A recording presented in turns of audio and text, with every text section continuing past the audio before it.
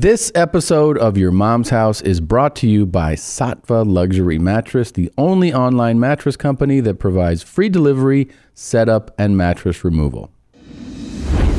Welcome to Your Mom's House with Tom Segura, and Christina Pajitsky.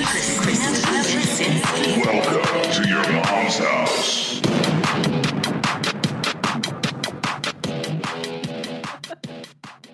Support for Your Mom's House comes from MANSCAPED, who is number one in men's below-the-belt grooming. MANSCAPED offers precision-engineered tools for manscaping with the right tool for the job, which is your twig and berries, your bean bag, and your hog, or whatever you want to call it. I have the Perfect Package kit from them, which I love. You can really trim down there around all your stuff, and then you can really even get in there, pull things, and not worry about, nicking and bleeding, which has happened before when I use inferior products. The Lawnmower 2.0 features quiet stroke technology. Yeah, it's terrifying to trim your balls when the trimmer sounds like a chainsaw. But the Lawnmower 2.0 is so quiet, it gives you confidence to trim the most sensitive of areas, like your ball bag. It's perfect for travel. It's true. I've traveled with mine. Even has like the guard, like your clippers guard. So if you want to trim your pube area above your stuff, you can do that. And then you can remove the guard and just go to town on your shaft and your bag. Features replaceable trimmer blades that help you trim, like I said. Get 20% off plus free shipping with the code MOM at manscaped.com. Your balls will thank you. 20% off, free shipping, and a free travel bag with the code MOM at manscaped.com. Again, that is 20% off with free shipping and a free travel bag at manscaped.com. Use the code MOM and look in this episode for who won our own in-house Perfect Package contest. It's in this one, and it's puberific. The library blocked my password. We're back. Welcome back to Your Mom's Another House. episode of Mom. Your Mom's House.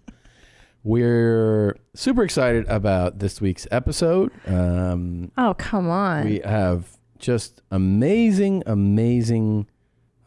conversation to share with you with a phenomenal guest who really enlightened. I mean, there was a lot going on with this interview. Man, I got to tell you that you've had your heroes on the show. You've had your Big Daddy Kane. You've had Too Short. Mm-hmm. And I got to tell you that this guest is my Too Short, my Big Daddy Kane. Yep. Scott Thompson is coming in. He's here. You invited him. He's here. And I invited him because the show is invitation only. Yeah, you can't just come on. You can't just come on here.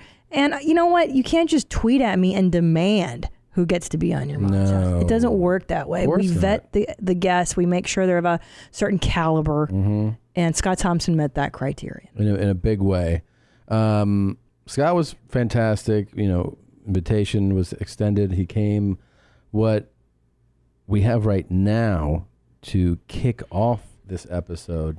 Big episode. Is something that I didn't think existed. I didn't think would ever happen. Yeah. And that is that, in my opinion, the definitive clip of all the clips we found on this show and shared with the audience, the one that stood out the most to me, the one that defines the type of show that this is, and the one that I would play in court if they were telling me to summarize the show, is one that some of you might refer to as the Try It Out Guy clip. Well, somehow, some way, through the love of Jesus Christ in heaven and the saints whom many of you pray to, this man put out another video. Praise Allah. And I got to tell you, I don't know how much time has gone on between videos. He has not lost his way. No. He is on the same path. He hasn't been turned off in any way to pursue any other goals in his life. Our hobbies or interests. He actually still has the same decor and just the same message. The message stays this. He's like the Dalai Lama. He's like, I am just going to repeat this until people understand. And why do we even? He's the same old G. He's the same G. Why don't we just give a little taste, start the show, and then we can get into some real homework. Oh my God. So if you're a top and you're a black or Latino or you are homeless or ex-con, come check it out, man. 718-9. I'll be waiting. And you're the boss. This shit is big time! Who is Randy? Don't bring anyone mother into this. Your mom in the fucking stand! Welcome to your mom's house with Tom Segura. And Christina Pajitsin. welcome to your mom's house.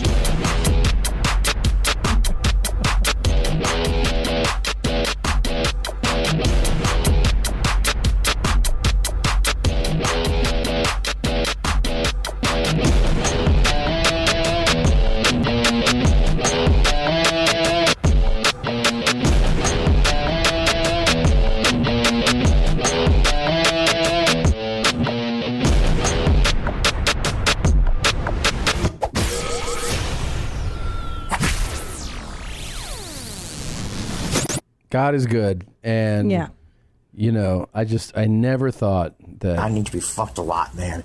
That the great Try It Out guy, everybody knows him as Try It Out guy, right? Well, Try it out. the Try It Out guy, That's a deal, man. everybody knows him and everybody loves him, and he has inspired so many of us to create our own theatrical videos. We even did a whole series of Try It Out videos. I know. And we cut them. There's super cuts of it. It was. I know. You notice, by the way, that it used to be Try It Out, and then now Come check it out. Wow. checking it out. Wow. A little bit, it's pretty much the same thing. Same message. I got to say, now it's a lot more calm. Let's start from the beginning. Yeah. The Let's first go one. through the fine-tooth comb, It's the shall we? same message, but he's a little more chill. He's on a this little one. more subdued here. Yeah. And I would say he's cleaned up a bit. He looks as though he may have rested a bit more. And the mustache is a lot bigger and thicker. And we've got a red bow above his head. We had that before, I believe. The bow was there. He likes bows. It's consistent. He likes his bows. Are you a hot black or Latina guy looking for a place to live? Come at $23.95. You don't have to pay any rent. I'll give you a key, lease, and a key, and you will be the boss of the house. Anything goes from mild to wild to kink. Okay. Nice. So mild far. to wild to kink. That's mild a new to wild addition. To kink. Right, but that's a new addition. Before it was a straight piss on me, beat me. Fuck me, I need to be fucked a lot. It was more of a frantic call to action. Yeah. This is a little calmer, a little Doesn't more. that happen to all of us in life? Mature. Particularly men. You're kind of a little more aggressive, and then some time goes by, you get a little older, and you kind of chill out. You're mature. Yeah. His needs have been what's the word I'm looking for? Just refined. Yes. It's a good way of putting it. Polished. Mm-hmm. So if you're a top and you're a black or Latino or you are homeless or ex-con, come check it out, man. 718-9. I'll be waiting. And you're the boss. Oof. And he added that in there. It was kind of a sexier plea. It was kind of like he knew he was a little too desperate in the other one. And now he's the other like, one, too, it's like, you seem like you're the aggressor. In this one, it's clear that he's saying, you be the aggressor. You're the boss. Yeah. And he does a little sexy thing, hey, you're the boss. You're the boss. Letting you know. And what's interesting. I'll be waiting. Ooh. And you're the boss. Ooh. You see, it's like. Now I clearly hear a New York. Yeah. I used to admit that, for some reason in the first video, the accent wasn't that clear to me. Now it sounds distinctly New York. Yeah. He's more playful. You're the boss. He's more relaxed. I think he's matured, like we said. He's calmed down. And also, you'll notice that he's not so strict on the black guys who like to fuck. Opened up the door. Yeah. Opened up the door to Latino men. Now we're into Latinos, which is interesting. I mean, he's grown. making white guys not feel so good about themselves, but the fact that he's a little more inclusive. Yeah, inclusive. That's exactly the right word, Tom. Hot black or Latina guy looking for a place to live. Come at $23.95. You don't have to pay any rent. I'll give you a key, lease, and a key, and you will be the boss of the house. Still throwing around. Anything goes from mild to wild to kink. Anything goes from mild to wild to kink. Anything goes. Oh, see, he does a lot of speaking without pause. Yeah. It's anything goes. From mild to wild to kink. Right. He said anything goes from wild to kink. You know what I mean? Like he gets too excited he's sometimes. He's excited, and what he's trying to say is like anything goes. From mild to wild to kink. To wild to kink. Anything goes from mild to kink is how he says it. That's what kind of threw us off in the first video. Now I heard it's a lot of running. It's a lot of running it.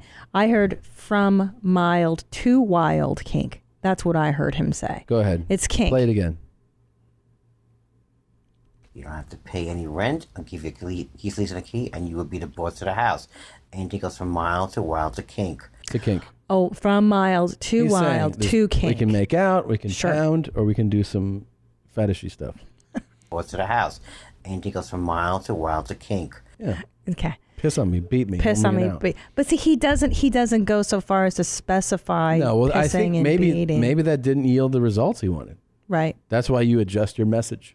And now that's what marketing experts would tell you. Right. He's casting a wider net. Now he's just saying kink. It's an umbrella for many behaviors. Got to feel it out. He's trying to more of an audience. Here's the deal, it's man. Interesting. You just gotta try it out. Here's the deal, man. Here's a deal. Man, what a gift, man. What a gift. It's a treasure. He's a treasure. Here's the deal, man. And he's not as aggressive as he was in the first one. Way less aggressive. Yeah. Are you a hot black Latino guy looking for a place to live? I played it at the same time. That's why. Whoa. Are you a hot black Latino guy? Sorry. And it's check it out. And it's check it out. That is right. Come check it out. Come check it out. Come check it out. Check it out, man. Come check it out.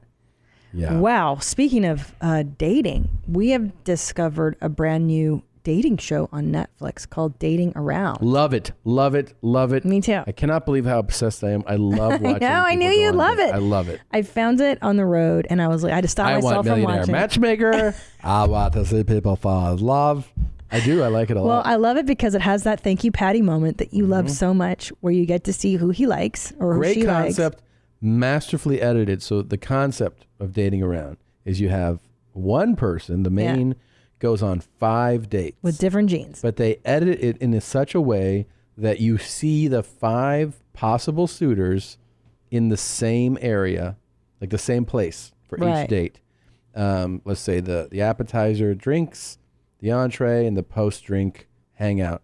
And you can see, you watch people, you're watching someone go on a date and you see where there's chemistry, you see where there's friction. I've ripped through a few and I'm hooked. I cannot wait. Well, can I tell you what I love about this version? And I am so excited that they finally figured this out, is that people don't need a host. You don't need a Roger Lodge. You don't need a Patty Stanger, messing with people. If you just put the camera on 2 people having a first date, it's interesting enough. You don't need the bells and the whistles and the gimmick. Well, there was a different show with Pat. I love what Patty did with her show. Yeah. Because her thing was more about like coaching people who are very successful in one aspect of life, usually their work, business life, and couldn't get their romantic life. What we're talking about is the Millionaire Matchmaker for people who don't know. So she was no like, longer on. She would coach you basically. Like these guys are like, CEO of a company, and then he's like, I don't know, he's got like a fucking pole in his living room, and he's got like jet skis, and she's just like, your whole shit's out of whack. And she would coach him to basically put on a better version of himself. Interesting concept. This one is more raw. It's just, like you said, watching someone go on a date. It's horrible. It's so painful. I mean, it's like you ever see like a couple, they're on a date, and it's an early date at a restaurant, and you're like, man, I wish I could just listen in and watch this. Yes. It's like that. I know. It's so great. I predicted correctly, by the way. The first one. I watched the first episode, and like the first sequence starts, and you get to see the introduction of each person. I press pause and I go, I know. This is who has the chemistry. Makes his dick hard. And I knew, and I tell you something, when I watched the first episode by myself before I told you about the show, I did too. Because I went, oh, that guy's into her. You can tell. It's like a physical, so unconscious obvious. thing. Yeah. I think I could tell more with a guy when the guy is dating multiple women. Yeah. I can be like, that's who the guy likes. I can figure it out. I can see like where the chemistry is. Like there was some where you're like, oh, these 2 could be friends. these people are already have zero interest in each other, and then you can see who has actual chemistry. Yeah. I don't know why I love watching this. I so love much. it. And you know what I love? It puts me in a bad mood when someone's mean. Oh, I hate it.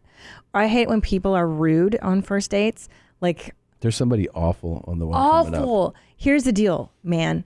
I'll tell you and you know what I love too is how nervous people are when they meet each other for the first time. And you can always tell who's the most nervous because they order shots. Oh, yeah. Let's order some shots. Like, they're so nervous to be speaking to a stranger. Like, dude, just chill. To like walk into, a setting of meeting someone and be like, you want to start off with shots? Yeah. No. Like, I would, for me personally, for someone else, that's a wonderful suitor. If you were to do that on the first date, I'd be like, you're an alcoholic. Why do you need shots to talk to me? Like, this isn't going to go well at all. Like, what's wrong with you, man? You can't just talk to somebody. But we'll spoiler alert the first episode. There's like a girl from Jersey on there. Yeah. And she's trying to be like, I'm super independent. I'm like the confident. And you're like, you're not, but you're not. Like, okay, Angie Martinez. I don't even know who that is. I know. Who's that? She's talks like you talk. Oh. But I don't know. She just bugs the shit out of me. She did, spoiler alert, she did the shit. fucking worst thing I've ever seen somebody do on a date. I couldn't believe this. What? She was like, so I chew loudly. Yeah. And the guy's like, I'm sorry. And she's like, I chew loud. Like I smack my lips and she's like, my family always makes fun of me, but I chew loudly because I like food. I like flavors. He was super nice about it. He was. Oh yeah, cool. Yeah. She's I'm like, ugh. And then you see them ordering food and she's like, so nasty. She's so fucking nasty. And of course the guy's like, yeah, there's no blood going to my dick right now. Because if she were super hot, like if Charlize Theron did that, you'd be like, that's fine. She can smack her lips. That's true. I think out of the gate, you'd be like, I don't care, right? She's beautiful. But if she had that personality, maybe it would turn. There's a lot of people. Even like some hottie. I don't know who the hottie is right now. If they had that whole personality. Well, because it doesn't help that she's got major fillers in her lip. Like anybody who's under 30 with like filler work is fucking crazy. It looks cuckoo bananas. And I don't like the ordering for you. That was aggressive how she did it. That was really like. She's like, we're gonna have the pad thai with extra peanuts, and we're gonna have. I'm like, bitch, you don't even know this person. Like I don't want anyone. I mean, I never was that guy ever. No. They'd assume I'm gonna order for somebody else. It's very masculine. But I definitely don't want it done for me. Like he's gonna have that. Be like, I'm sorry. What? Yeah, bitch, I don't know you. No, I don't want you to order for me. You don't even order for me now. We've been together for 15 years. I would never presume. It's super weird. It's a power move. Yeah. It's a weird move. Well, that's what she was trying to. I don't like it. She was at least not. I don't think she was misrepresenting herself. She was like, "This is who I am." She's I'm like, loud. She's like, I'm a piece of garbage. Yeah. I suck. I'm kind of. Let me dick, tell you and something. You're probably not gonna like me. You like me? Everyone thinks I'm an asshole. I just want you to know that because I am. Yeah, especially my family. They're always saying what a fucking dick I am. Oh, okay. But I will say something too, is that I don't like eating on the first date. I don't like to eat. I don't like to eat in front of people. Right. And you're already kind of nervous. You're not really hungry on a first date. At least I wasn't. And everyone on a first date, you're just doing that version of yourself you want out of there. Course. Yeah. Like you just, I don't want to be eating like a bowl of spaghetti in front of a guy because it's messy. It's not very attractive to eat in front of a stranger. So I'd rather do drinks. What would you do if you had like let's say you have a day with the Lakers? Yeah. Tonight. With LeBron? Sure. Oh, stop. But you got to put some extra maxi pads in for sure. Well, because otherwise you're going to soak through your panties and slide off the chair. Something to sop up all that juice. Ugh. You are so nasty. What are you going to do? You're going to be like a snail trail on every seat you sit on. Stop. What is wrong with you? How would you do it? You're so gross. You'd be like, this pussy's dripping. Stop. This cushion is dripping down my thighs. I'm going to fucking barf listening to you say shit like that. Yeah. Yeah, girl. Okay, here's what I would do. Am I trying? So here's the deal, man. Is that when you're dating men. Yeah. Do I want him to wife me up, or do I want to just hook up? Hook up. Those are two different dates. Hook up. Trying to smash, bro. No, I'm not that girl. A bar? Do people go to bars? Of course, that's where you should do it. Bars are for fucking. That's what you're doing. You're lowering your inhibitions. You're what? He's writing Blue Band. LeBron loves wine. It's true. Okay, so here's my first date with LeBron. Okay. You take me to like a nice wine bar. I do. I drive you there. No, you do. Okay. Yeah, you're the driver. You're my designated driver. Hey, babe. Like, this is enjoy just your my wine date with LeBron. You're not in the picture, right? I'm single. I'm like 27 years old. Oh yeah, we're going back in time. Great. No, it's I'm on now. my mind. It's I now. can't date LeBron now. Why? Hey, I'm all into you, man. I'm into you, girl. All right. This is before Fine. we got together. Okay. I'm 27. This is the year before we get together. Okay. And we go to the wine bar. And I'll If you're be like, 27, he's in high school. oh shit, that's right. Or maybe not. I don't fucking know how old this guy is. Well, wait a minute. It would be... Just whatever the fantasy is. All right, fine. Okay, he takes me to the wine bar, and then I pretend not to know anything about wine. You're like, I'll be like, what's wine? And then he's like, girl, I'll show you what's wine. And then I'll be you're like, like- what's a Pinot Noir? And you're then he like, tells me, what's a Pinot? You're like, what's that? Did you put your hand around my back? And he's like, nah, it's my dick. I took it, went down the bottom of my pants, and I threw it around your neck, and now it's hanging down the back of your Oh my neck. God, LeBron. You're so charming. And then we get like a charcuterie plate. He's like, I don't want to eat check too out much. these motherfucking clown shoes. Oh shit. He's got some big old shoes. Yeah. And It's then not the only thing that's big. But then I don't want to go back to his hotel. I'd do him in the limo. What? Doesn't he have a limousine or something? Sure. Why do you want you want that? Well, I don't want to go to his house. And if I'm just hooking up. Now, if I want him to wife me up, I'm gonna take you guys to go to a nice dinner and stuff. No, Yeah. dinner. But for the hookup, you'd want the car hookup? I don't give a shit. Really? I don't know. I've never done it. Honestly, I'm not like. But wouldn't you want I don't the know. whole Like a experience hotel? of like, Is that what you do? Well, the hotel suite or his okay. mansion. You know, wouldn't I that don't want to be- go to his house. I'd just Really? go to a hotel. Really? I don't want to get to know the person. If Who's I'm, smashing? I guess, yeah. Why don't you want to get to know them? Because I'm just one night standing, right? Okay, but I just didn't know the thought behind it. That's all. I don't know, because I've never had a one night stand. Okay. But I would All right. imagine I don't want to get to know their world. Like you just want to, right? So let's just summarize it again. You go on your wine date. You fuck LeBron in a limo. Yeah. And the next morning, you open your phone and you see. I turned into a telescope. I'm like, oh no, he fell in love. He caught feelings, homie. Damn. Is that what the kids are saying? He slid into my DMs or Yeah, sure. I hope we can make this happen. Can I one tell you day. something? I am the worst dater ever. I could not survive a day in the wild without Eugene. Yeah. I can't do it. I will never do it. I hope one day you can be on that dating show. Thanks. I really do. I'm not meant for dating at all. I'm meant for monogamy. This is it. Not me. Sure. I'm gonna get out there. Okay. Put myself out there. And Okie doke. Date more. Yeah. All right. Yep. Our first date. Let's talk about our first date. What did we do? What was our first date? We went to a bar. You wanted to go hiking. That was your suggestion. I was Right. like, nah, I don't do hiking. Then we went to a bar. Because they could smoke. Because it was the Yes. Colorado. It was in Pasadena. Pasadena. Because you could still smoke there. And at the time, we both smoked. And I was like, all right, let's just go smoke some cigarettes, play pool, talk. If I like you, then that's what you're gonna do for the rest of your life with it's somebody. exactly what you're saying. What? Because you had a smash kind of path in your mind. That I night. thought you were. Do you know that you were supposed to be my first one night stand? Yes. So you took me to a bar. It's exactly what we're talking about. You didn't think That's of me so as like true. the nice dinner guy. No. You're like, I wanted this pig to just hoe me on out.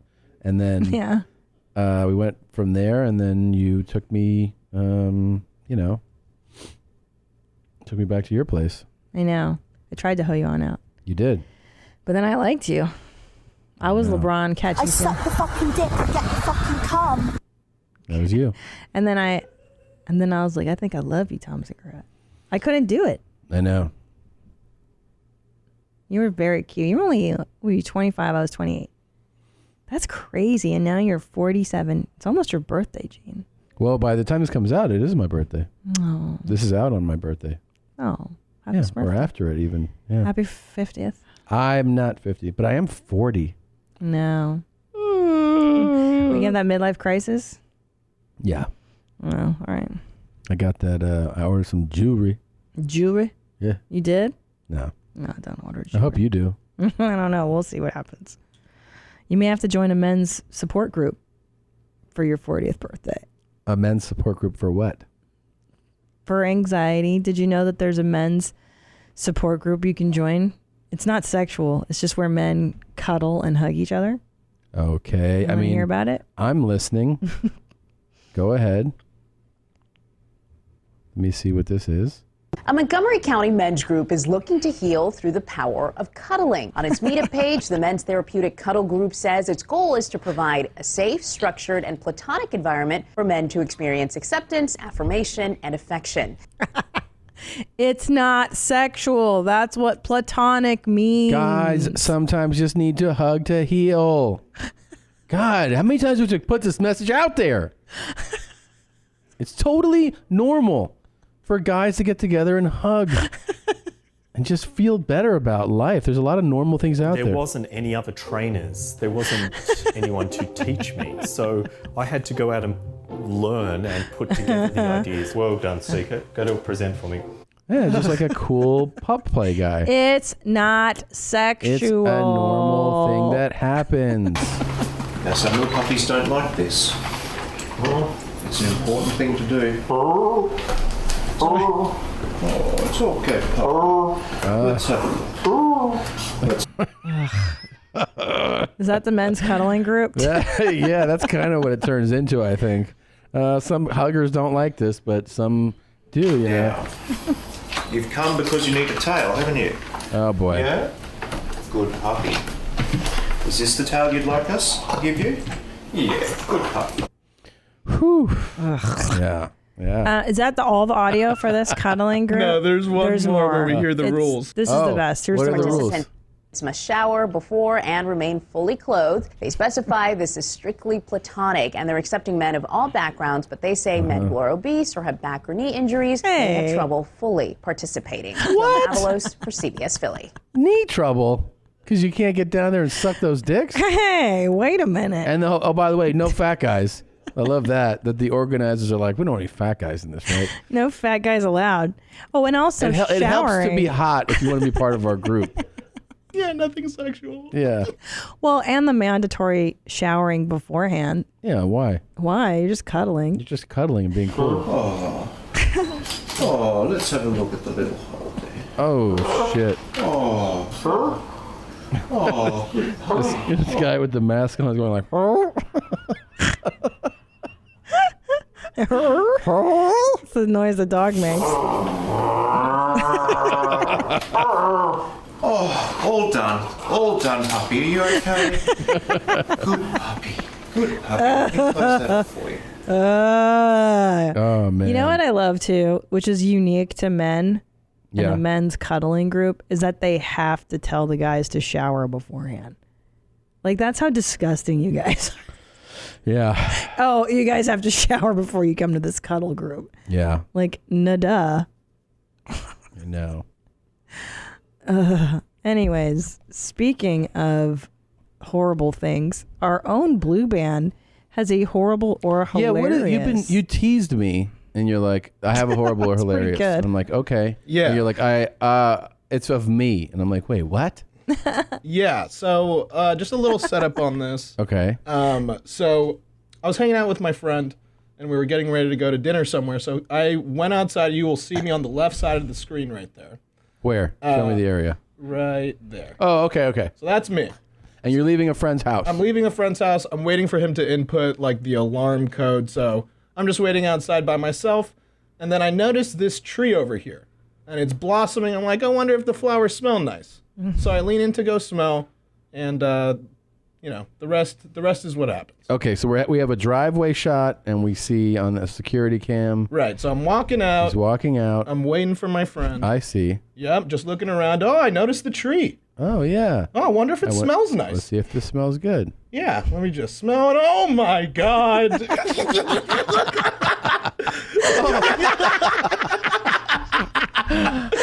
What happened? happened? I fell. This is how terrible my balance is. Immediately, the second I lean, immediately lose balance. Wait, you fell from leaning? Yeah, I leaned Nothing forward. hit you? No, I just leaned forward and Go just back. immediately lost my balance. Go back. I gotta Look see how this. he lays there for a while. I know, dude. Like the old lady. You lay like an old lady. Like I fall Oh and I my can't. God! I fell 5 feet and for a period of like 4 seconds. Like I fell slowly. Oh my God. I thought something like pricked you, you know what I mean? And Nope. then and freaked you out. Lean in, Lean in. immediately lose balance. Dude. And then right as I fall, my friend comes out of the door right here. Yeah. And we just kind of lock eyes and just kind of laugh. And then I look in this direction and I notice the security camera that is currently capturing all this. No. Yeah. Look at you laying there like the Life Alert commercial. Yeah, I had You look fallen like- and I couldn't get Yeah. up. I mean, you look like it's all over. No, yeah, I really scuffed my palms there on that. Really? Aww. There's your friend. He's like, hey, dipshit. And you're like, what happened was I leaned and then I lost my balance. Yeah, he was like, what happened? I was like, I leaned about 2 inches off my center of gravity and then just everything came This is tumbling down. too fucking funny, man. I like this part where your hands go up. I mean, you can't.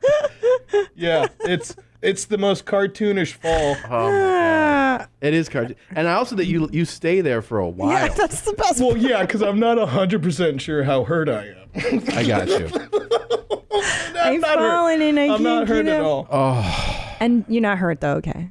too You're great. okay. That That is was the fantastic. best. But then I also do have a different thing for me to show you. you do? Yeah, because I tweeted it a little bit, or I Changed the- I tweaked it a little bit, and I figured, this is probably also something that's worth, just sharing a little bit. You have to watch, Tom. Okay. So here I am, I'm falling. Yeah. And then that happens. What is that from? I just looked up gigantic explosion. It looks like Holy Israel. Yeah, Isn't I think it? you're right. I think it it might is be in the Middle Israel. East. Jesus. And, Please post that everywhere. That is I amazing. have 3 or 4 more of these, but that's definitely the best one. Please That's put awesome. that on the YMH Yeah, Instagram. that's really great, man. amazing. What is it, by the way? YMH Studios? Yeah, if you follow the official accounts, they've been a little inactive, but each one should have its first post. YMH Studios on Instagram and on Twitter. Great. It's awesome. Hilarious, man. God. Yeah, so I mean, I know that the main thing that makes it funny for you is the sound, but is knowing the person, does that add another layer of funny? You know, 'Cause I remember I've missed these before, where I thought I knew the thing that made you laugh, and then I was just completely wrong about it. no, I feel a little bit worse for you because I know you. Oh, interesting. I feel the complete opposite. Well, here's the thing. I feel better laughing because I was- know Nadav. See, I was a little worried. I noticed I have a little more concern watching it, because I don't want you to be hurt. Right. I think to me the funniest part is the beginning of it, like you going Yeah. like whoa, like you're Yeah. on ice and you're just like leaning forward. That was the funniest part to me. I like the laying down part. That Now, was if there was funniest. audio, to me. yeah, the laying The down. laying down's the neatest. If there was audio of you like letting out a hellacious scream, Yeah, I wish there was. Yeah. that would have really got I'll go me back going. into it. I'll see if there was, maybe An audio file? feed. Oh my that God. goes that'd be with it. I'll see great. if I can- Did you think you let out a yell? Oh, do I think? I mean, this happened like 2 weeks ago. I definitely yelled. You did? I was like, "Oh my God!" And then just cackling like an idiot after I've already fallen. Hilarious. Did you even know what caused you to fall? You know what I mean? Did you go like, what happened? Yeah, Like, the second my arms went to try and keep myself from falling, I'm like, "Oh, I've lost my balance." how poor is your balance? It's terrible, Tom. I don't have great core. I don't think I've ever seen anybody like that. That fell as either. cartoonishly as that. No, I've never seen anything like that. It's cute. It's endearing. It is Blue endearing. Band is endearing. So I think we should probably get into this contest before we get into the. I don't know. Do we have Oh to? shit! Josh actually just went out real quick. Oh, he did? But actually, you don't really need. No. Yeah. So, Yeah. So this is yeah. You can go ahead and set it up. so we set it up a while ago, and then I didn't want it to let it go. We mentioned that the boys here could compete for that cool MANSCAPED kit that was sent to Oh, I'm gonna throw up already. I have a gag thing Oh going on. God! Right now. My eyes are Can we tearing get up. Josh back in here, or Shit. is he like on a run or something? I think he's probably grabbing lunch.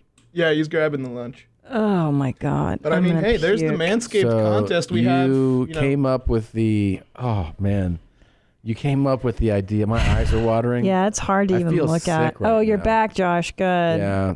So I feel sick. I can't even look. What I was letting people know was the contest was for the Manscaped kit, the groomer, and all that stuff. You guys are savage. And so you guys proposed that whoever has the longest single pube should get the kit, which makes sense. So you can trim your fucking horrendous pube. So we're looking at A, B, and C. A is kind of C looks more like a classic pube. Right, see like the a curl. hotel. You'd find that in the hotel. They're here, by the way. You taped them down here. I feel like I'm gonna vomit, and I don't want to look any closer. Yeah, but you're supposed to measure them. How are you gonna? I can measure very clearly. I can see what's going on here. There's a clear number. Yes, there is. Well, look at C. C is curled over. It's I know, not but extended. You can see the portion of C that's curled over. You can pull that back with your eye and see. I don't know. B and C are really close. You may have to unravel it with your fingers. You can see it. Could you identify whose is whose? Well, that's the game. So. Well, I can't see the color. I mean, obviously, Blue Bands is gotta be I'm gonna red. fucking puke if I lean over and start. I really am. I don't know why. I didn't expect to feel nauseous. Ew, by I this. feel sick, and I'm not even near it. Like I you are. feel absolutely revolted right now. I Okay, can't even how about this? Can the owner of C unravel it so you don't have to? No, we don't need to unravel it. But I'm convinced that No, it's you deceptive. don't. You can see it. You can see it. It's deceptive. It's not deceptive. It's clear. You don't know. B is the longest by a mile, which is what this is all about. Well, I think we need science, babe. That you're not doing this to exact. What are you talking about? You're cheating. Well, you need to unravel it. You got to unravel it. No, you don't. Do you want a fair contest or not? You can see You're just that number eyeballing one, that shit. Number one is like the winner is clearly B. So the game here, just for us, is to guess who is who. That's it. I can't because I can't see color. Blue Bands is obviously going to be orange pube. He's C. He is C. Okay, Blue Bands is C. Okay. And then Chris is A, and disgusting cockroach Josh is B. Cockroach is B? For sure. And he's the one getting laid the most regularly of those. Do you guys want the answers? Or do you want to guess? Okay, I'm going to make my guess. Okay. I don't want to look at the actual paper. Okay, here's my guess. I'm going to walk you through my logic, okay? Okay. Okay, because Oh my God. mother... Yeah. Because my own mother was a ginger, like our lovable Blue Band, I happen to know that ginger hair is finer than dark-haired folks. So I'm going to say that C is actually Blue Band's pube. I'm going to say that B, Yeah, I'm going to change my guess. Okay, now hold on. I'm going to go that Chris is the nasty here with the longie. And I'm going to say A is Josh Potter only because, now I don't know if Chris has a girlfriend. I don't know. Mm-hmm. I'm going to go on the assumption that if Chris does not have a girlfriend, his is B. And what if he does? Then he is A and Josh is B. But I'm saying Blue Band is C. I have this. Go ahead. I thought Blue Band was C all along. I'm switching though. I think Potter is A and Chris is B.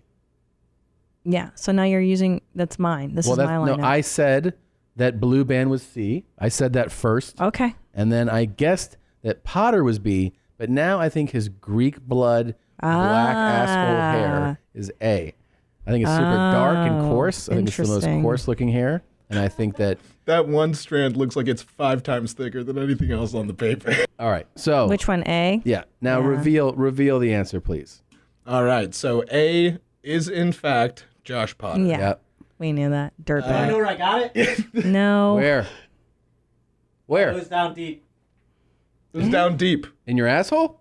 That's your No, butt? taint area. Oh, taint area. Oh. Ugh. The long B is our very own Chris. Knew it. Damn. Yeah, Knew it. That really surprised me. Yes, quite a hair. Chris. No, yeah, wow. that's a great hair. Congratulations, Chris. And then C, yes, Yeah. is me. We guessed.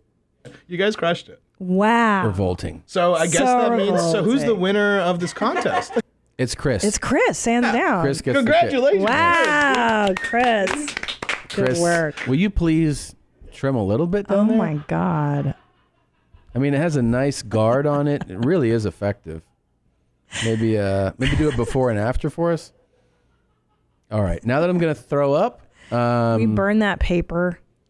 That paper's so gross. Can we? Jesus. You guys are savage. So our guest, you want to do it? Yeah, I feel queasy now too. Well, actually, we're going to get into that segment we just did, but then our guest, which we actually introduced, I think. Yeah, we already did that. So it's actually time just to say that not only did we have a new video of the Try It Out guy today, what else happened, Jane? Well, because of you, your Mom's House listeners, because of you, the genes that investigate on the interwebs, you have found the Try It Out guy. Therefore, we have found the Try It Out guy. And this is a YMH exclusive. Mm-hmm. We're getting him on the phone right now. Right fucking now. This is a YMH exclusive. YMH exclusive. YMH exclusive. YMH. Oh my God. Well, this is unbelievable in a day that I can tell you we never thought would happen. Never thought would happen. This is major. Something that it's beyond excitement. It is chips in a bowl. It's a cat eating kibble. Yeah. It's explosions. It's all of those things. We have the opportunity right now. Stop it, Tom. Actually, stop it, Tom. To the Try It Out guy. So. Oh, I'm so nervous. We're both nervous. I really want to get this going. I don't know what's going to happen, but this is him. This is the Try It Out guy. But hold on. What are we going to do? Okay, here's the thing. His profile was discovered late last night at midnight, right? And then it makes, what time do you discover it? I was sent to me a couple days ago, and at the time, like the top 10 posts were not him. They were just like screen grabs of things.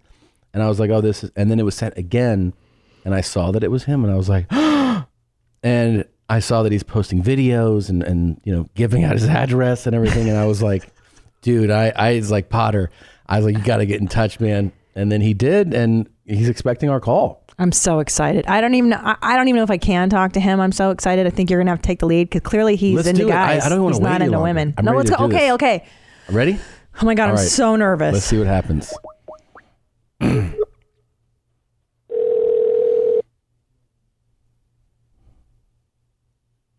Please answer.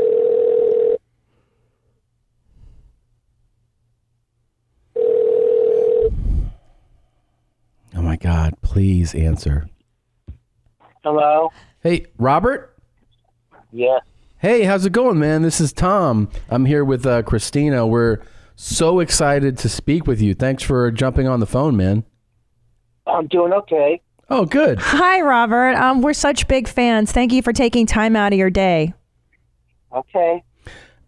So here's what I was going to say, man. I mean, first of all, I love your Instagram account, and I love that you are direct with what you want and what you like. I think a lot of people out there, kind of beat around the bush, but you put the message exactly out what you want. And so I think it should be celebrated that you're doing that. Well, that's what I like to do, and I always want to be honest. Yeah, that's great, man. So here's what I wanted to ask, man. You put out these messages, and you're pretty clear that you like Black and Latino guys.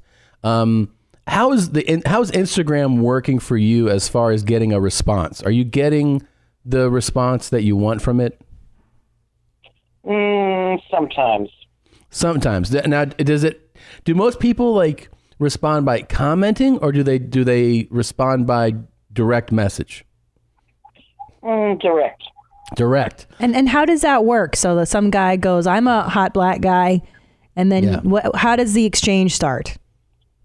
We talk, and then I greet them come over here for a drink, and I just test them out to see what they like. Nice. You test them out, like you you ask them like, hey, are you into this? Are you into that? Or how does it go down? Yeah, no, I have them come over.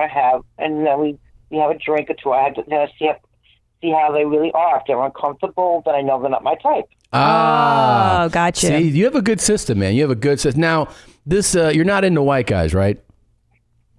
I can. You can, but I mean, it should be kind of like an aggressive guy, I'm guessing, right? Yes.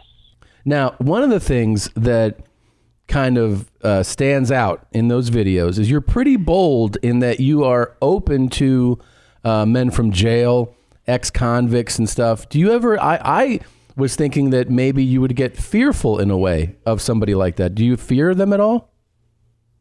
I don't have fear people. But even if they're like a convicted felon, you're not worried at all? I don't think everyone. I think people go to jail just get the wrong term. I don't think they're. I think if you got the good in them, you could probably get the good in them. You Okay. can. Yeah. All right. I like that. Well, that's true because we've had friends that have actually been in jail and are very nice that's people, true. That's and they've true. changed their lives. And you've also offered people a lease and a key. Have you done that recently? I did one person, but they didn't work out. But they gave it back. But this person, they started dressing as a male, but they dressed as a drag queen, and I couldn't have them in a house. Oh, because you don't. Wait, because you're not attracted to drag queen? No, it was just too much gossip, and then I didn't want to hear she jokes, and I said I had to move. Yeah. It's not your thing, huh? So, but they come over, and it's just free food, free rent, right? I said, because I keep a lot of food. I buy liquor in the house. I fix the place up beautiful. I mean, I want to be here alone. Yeah. Yeah. Yeah, that's great, man. Now, do you invite any type of aggression? Like, I feel like I've seen a video where maybe, you encourage, like someone can piss on you and beat you. Is that all right to do if you like them? If I like them, I know what. Well, it's fine. If I know when we get along, it's okay. As long as I don't get like bruise, Oh, okay. So they're not supposed to just beat the shit out of you, though. It's just like a little smacking around. Yeah. I got you. Okay, that's good and clear now. I'm glad that we made that clear.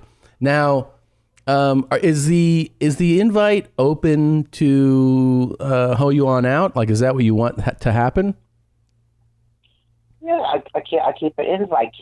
People want to come. If they call and I talk on the phone, I talk to them and say, I get a little read out on them. Yeah, and then I'll have them come over. And then, do you tell them that you're home here now? Yeah. You do? Of course. So can you say I'm home here now? I'm home here right now. All right. That's great.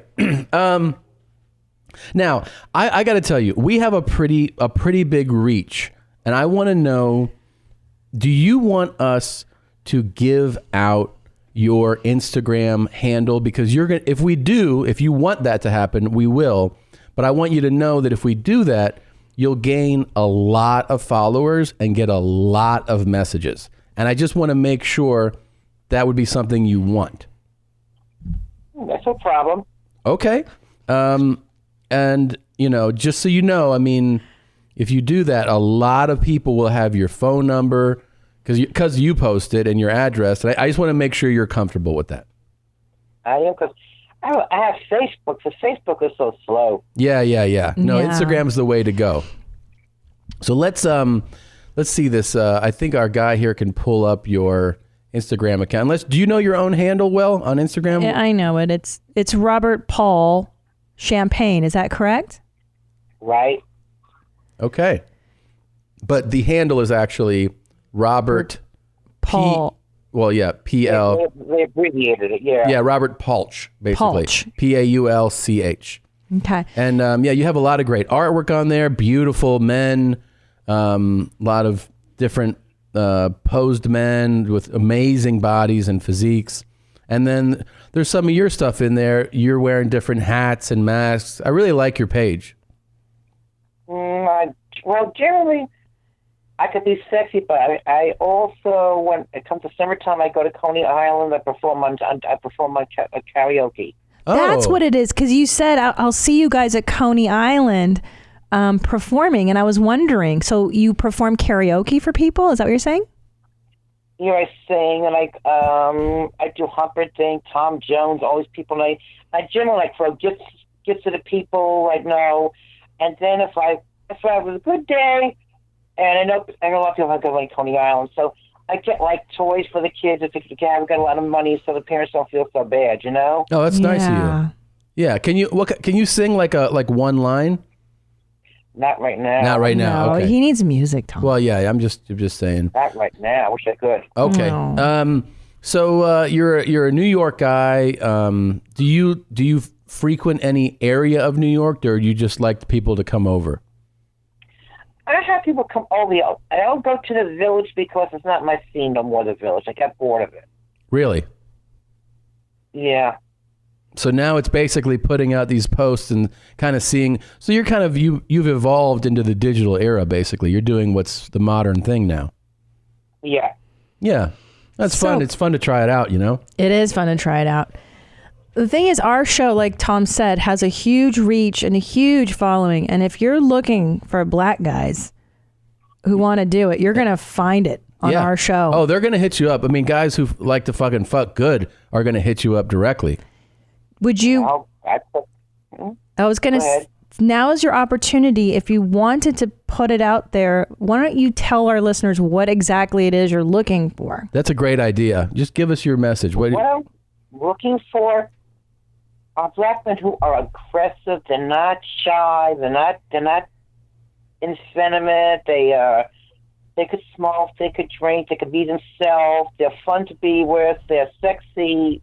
They're erotic. They're combination of charms, but I like them bossy. But then again, I like them when I come home because I'm a control person. When I come home, I want them to take control because when I go out, I'm controlled. You know? Yeah. What kind of work are you into? Like, what's the field? What do I do? I design things. Really? I design like costumes. You're different things. Creative. You're a creative guy. Definitely. So now with these guys, black guys and some of these Latino guys, what's like the ideal piece of equipment you're looking for on a guy? Because I feel like you've probably experienced some different things. What kind of size do you like? Size kind of. I like them like built that they go to a gym if possible. Like they keep in shape. Yes. You like a good body. If I go out with them, if I do go to a Village with them, I want someone to say, okay, I want them to be a little envious. I want them like, that's okay, you know? Yes. It's like putting on a nice piece of jewelry. You want people to look and be like, that's nice. Yeah. Yeah. Swag man right here.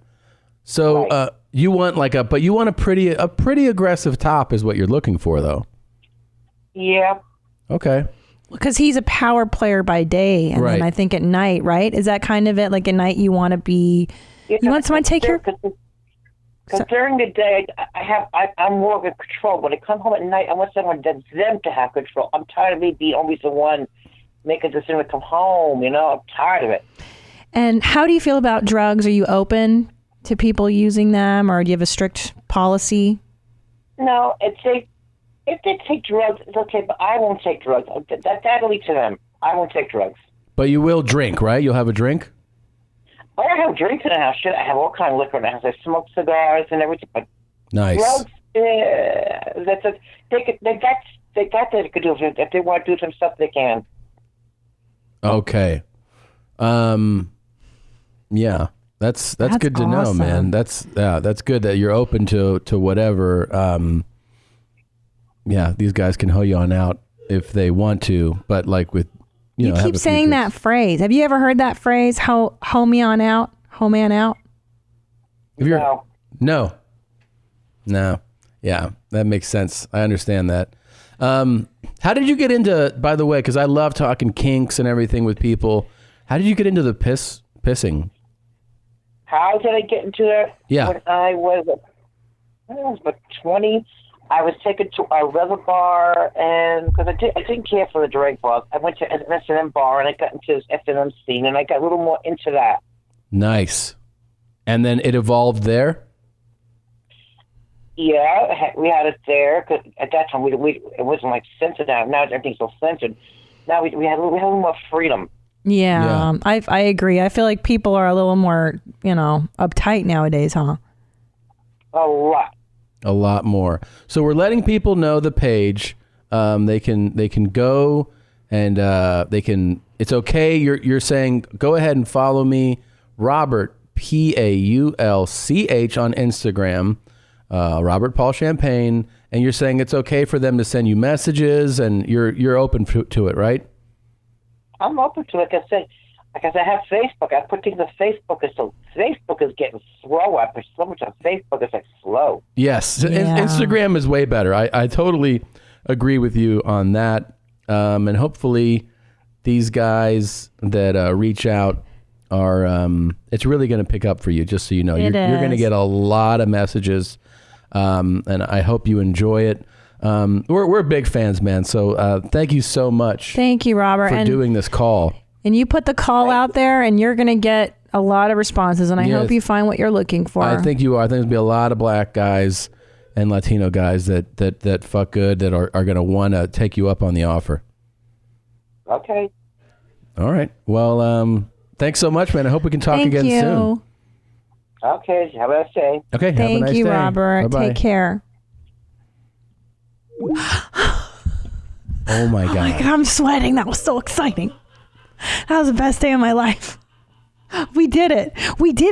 And we got to find out key pieces of information. It is not Home Me On Out. It is not Home Me On Out. It is exactly what I fucking thought it was from day one. It is fucking Home Here Now. It's Home Here Now. Of course it's it Home is. Here Now. It's Home Here Now. Confirmed. Confirmed from the source. Oh my God. This is major news. I'm shitting my goddamn pants right now. That was so exciting. Oh my God. I'm home here now. I'm home here now. Of course. Of course it's Home Here Now. Here's a deal, man. So the difference was that he was really fired up in the original video. Yeah. So he must have. Now I asked him about drugs because I wanted to know if he was high. Remember Dr. Drew was like, I can smell the meth from here. Now who knows? Most people are not forthcoming. Right. With They're their not going to be drug like, I was really loving meth back then. Yeah. But he wants, by the way, he is not shy at all about what he wants. He wants you to piss on him and beat him. It's nice to know that he wants a little playful beating. He doesn't want you to fucking knock him out. He just wants a little roughhousing, and he wants you to be an aggressive top with him. And I did find it interesting too that his perspective about men out of jail. I mean, look, we've had a few guests of our own that have been in prison and jail, and they're not these demons. Well, that was actually a very evolved answer on his part. Yeah. Like, he's like, you find the good in people. It's still, I gotta tell you, it's still a pretty dicey thing to put out there. Like, are you fresh out of jail? Why don't you come over to my house? You mean you wouldn't want to lead? I mean, with that as the maybe not the profile. Beat me. Piss on me, beat me. Yeah. So Piss on me, beat me. So it's beat me within the context of S&M. Clearly, Yeah, like smack me around a little, but it's don't not hurt fucking me. Crack my ribs, right? Yeah. But I think we had interpreted it as piss on me, I did abuse the too. shit out of me. I thought he was like, put me in a coma. Yeah. Are you a convict? Yeah, I thought he wanted somebody to savagely harm him. So I'm relieved to hear it's just kind of sexual. logical for your mind to go there. I mean, the video is still one of the most outrageous things I have ever seen. I thought this guy He's the sweetest. was just gone, out in the universe somewhere. You'd never, ever, ever be in touch with the Try It Out guy. But due to the magic of the Mommies, this is because of you guys. This is because I of don't know how you did it. I really don't know. Your vigilance. I gotta tell you too, when I can't believe we I found got this message like a few days ago. Hey, found the Try It Out guy. And I see like some of his, how it has pictures of like just random men. I was like, oh, this is just someone's joke. I didn't go, I'm gonna research this. And then it came in again. So crazy. With a clear picture of him, and I was like, my heart stopped. I was like, Try It Out guy. And you know what I realized this morning is that we haven't even come up with a name for him. Like Terry is Uncle Terry. Yeah. We always have these names. Like the Try It Out guy was so out there that we didn't even think of a name for that guy. It's outrageous. This dude's fucking phone is gonna shut down. He has no idea. No idea what's He about thinks he's gonna that. get like 8 more messages. It's just gonna be nonstop blowing up. Dude, everything he posts is gonna have like hundreds of comments. He's gonna be like, oh wow, These guys do want me to fucking piss on them. All right, man. All right. Well, let's set some parameters for the mommies out of consideration. People are going to do what they want. I would say this, there's a lot of good people that listen to this show that that do things in the spirit of what it's intended to be. Yeah. Which is like, it's comedy, it's jokes, it's fun.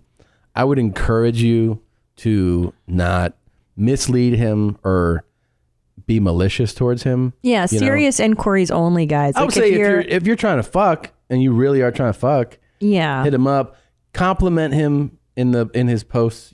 Please don't, you guys. Don't be. Use your common sense. Be nice. Be kind. This man he's given us so much joy. So many people it'd be cool joy. If he posts a picture and you're thinking to comment, it'd be like, you look dope, dude. Like this. Yeah. I hope you do find a homeless convict to move in.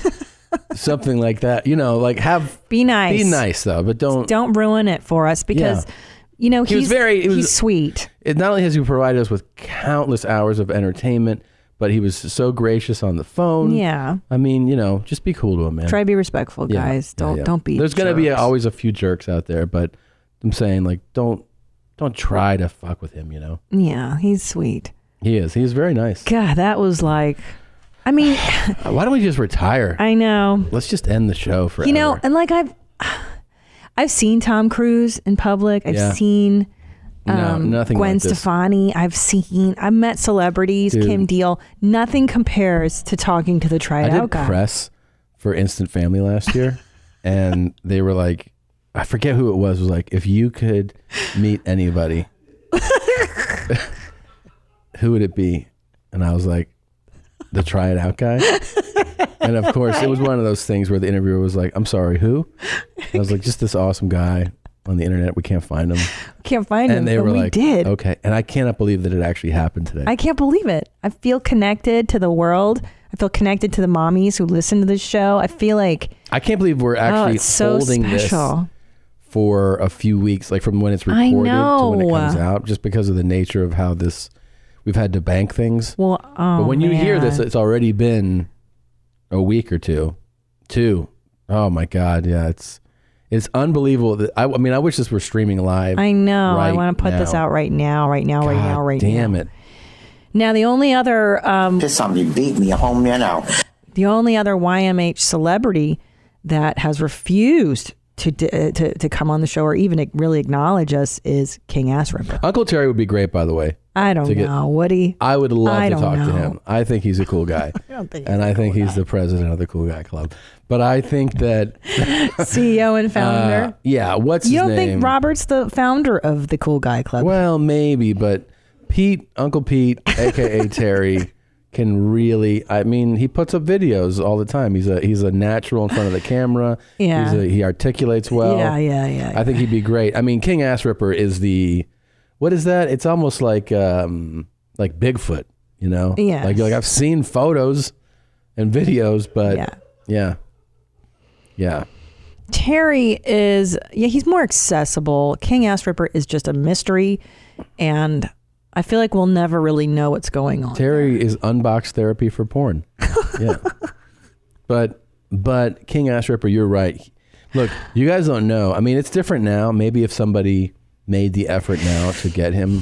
We tracked down that he was in Michigan. Yeah. He shifted though. He shifted from his fart stuff to gluttony stuff. Right. His art has changed. So now he's got to weigh a fucking 100 pounds more than he did. Yeah. At the start. Which, by the way, you look great, man. I'm not saying anything, but he never responded. He shifted gears in terms of what he does. He gave us a wink. He did give us a shout out. He gave us a wink in that he posted a video and in the description it said, "This is dedicated to your mom's house podcast." And that was, I think, his way of being like, I see you, I acknowledge you, but I'm not going to do what you think I'm going to do. Well, it's upsetting because so many of us adore him, adore his work, much like the try it out guy, aka now who has a name, Robert Paul Champagne. Yep. I mean, I can't believe I'm saying his name. You know what I mean? It's This is such a special day for the mommies.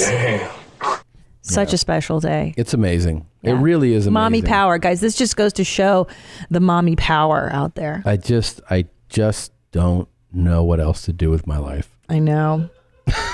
I know. I It's don't huge. know what else to do with my life. It's huge. We just got we caught Bigfoot. Dude. I understand what it is now to win an Olympic gold medal. Right. Or be like, I'm at the top. I'm at the summit of Mount Everest. I know. And then people, you're like, I was thinking about this for years. I know. And then they go, what are you going to do now? You're like, I don't know. No I need to idea. reevaluate my whole life right now. I know. How do you move on? I have 10 championship rings. I know. What, am I gonna start putting them on my toes? Like, I have to tell you the level of excitement I felt this morning. We woke up at 6:30 this morning with our children. And that was the most exciting, is finding this guy's account, looking through his stuff. It was like Christmas. And there was also the moment where I looked at this picture and I was like, this kind of looks like the Try It Out guy. You know? Right. Like I was like, this kind of looks. And then I scrolled and I was like, no. And my heart started racing. Yeah. It was like a detective, like who's been doing a case for a couple of years. Yeah. And then they're like, we're just going to see if this is a DNA match, detective. And then the guy calls you. He's like, it's a match. You're like, what?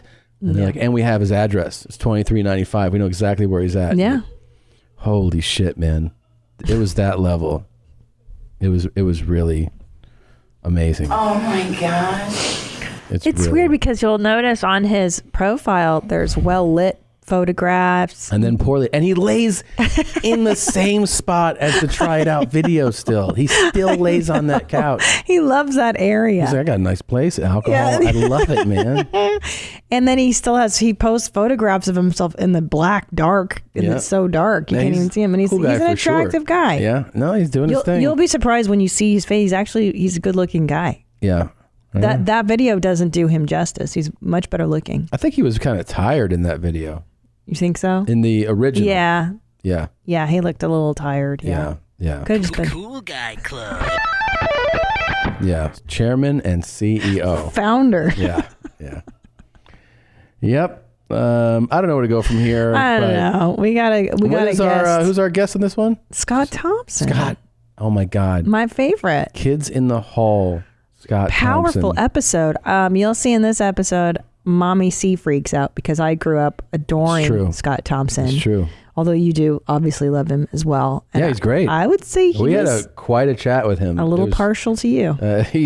He let us know a couple things, but he was a great guest. And yes, really, I mean, things got interesting. Some points were serious. But it was all actually. He was really funny too. Really great. And if you're in Los Angeles, he's performing his live show every Tuesday night at the Virgil here in Los Feliz. So get tickets to that. I should plug it now before it comes to an end.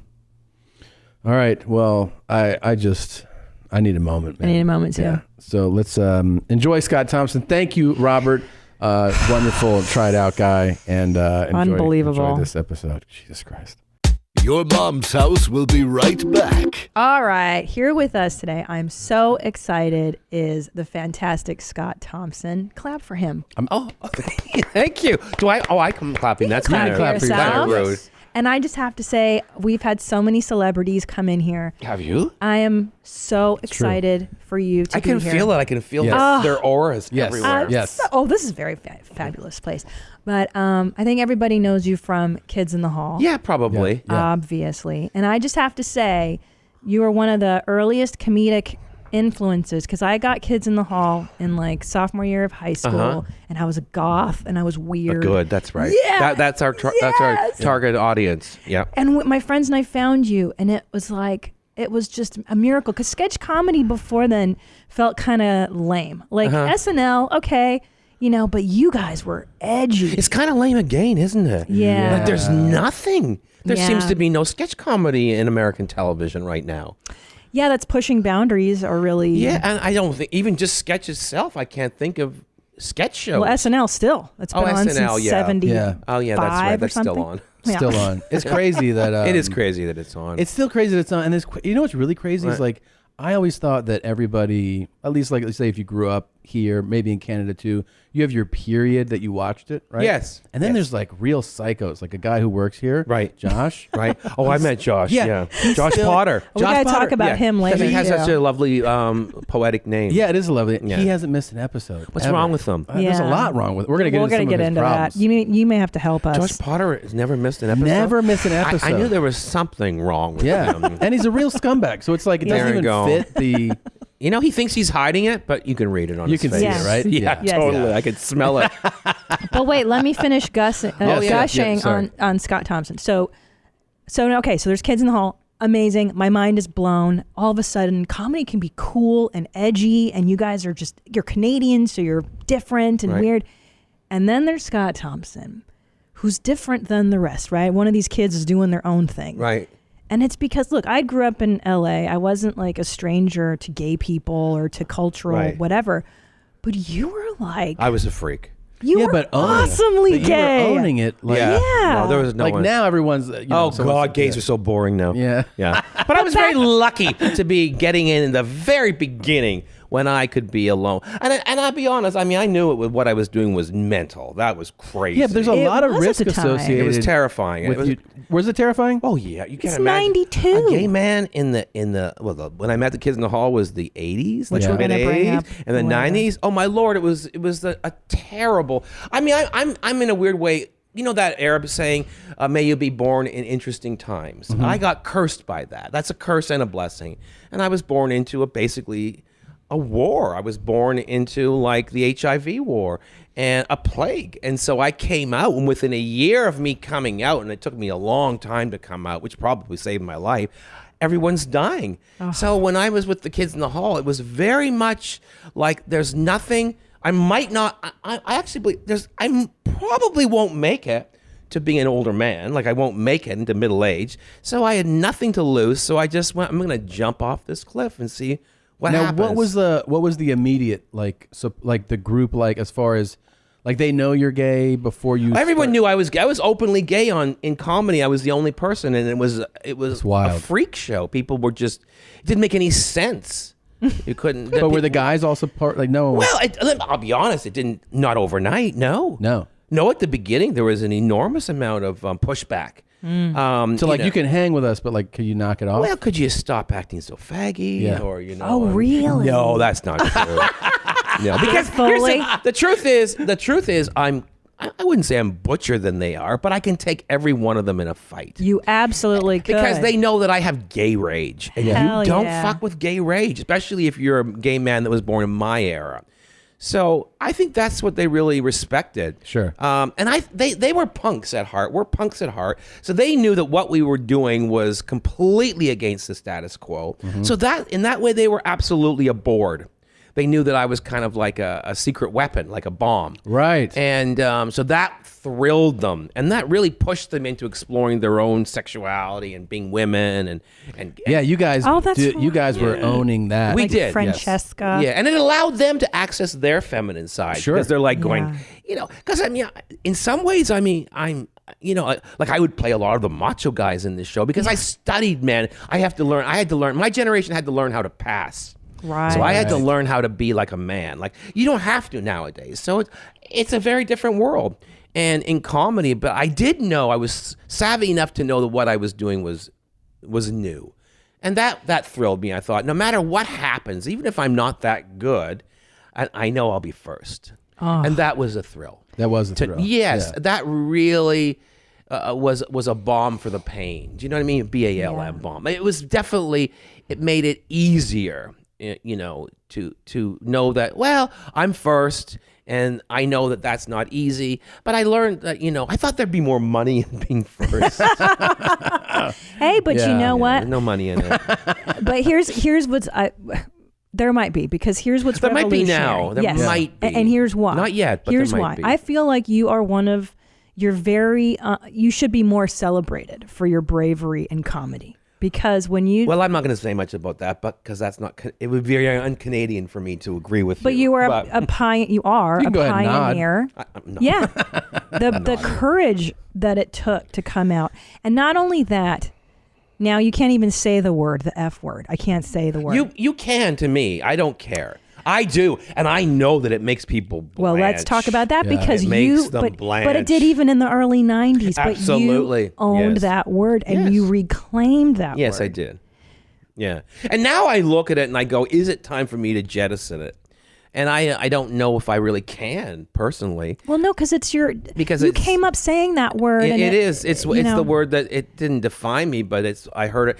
This is an interesting story. My niece, who's a very progressive little girl, she's like 12 years old. She goes to like a really nice school, like a Montessori kind of a school. Very, very wonderful parents who try to protect her from the world and blah, blah, blah.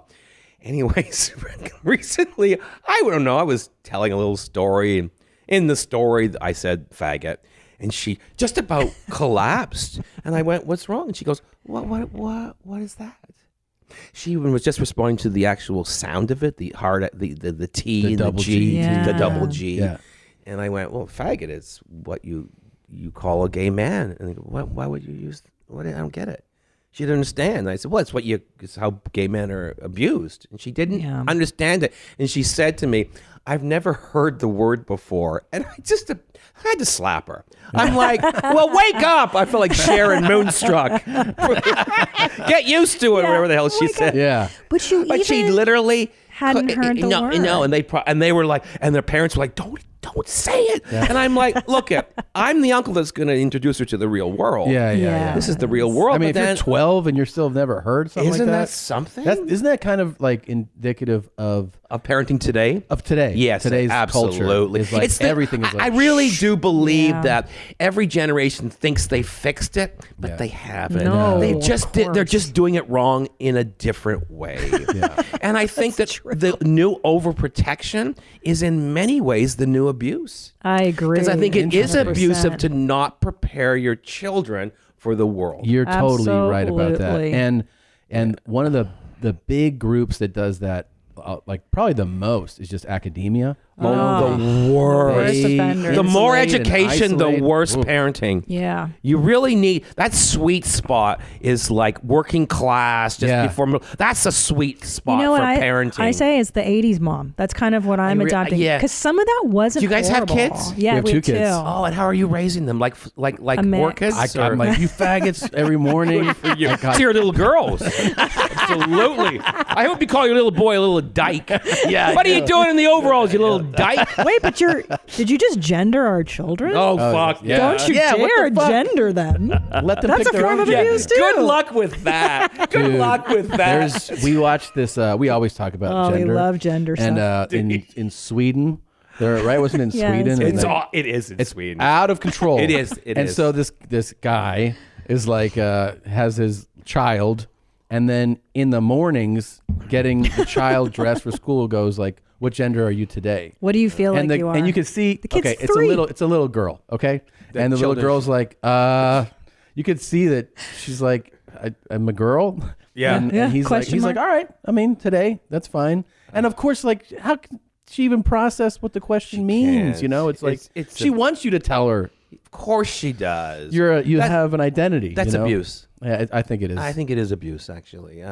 Leave him alone. Let him figure it out. And you know, I think we've gone a little mad.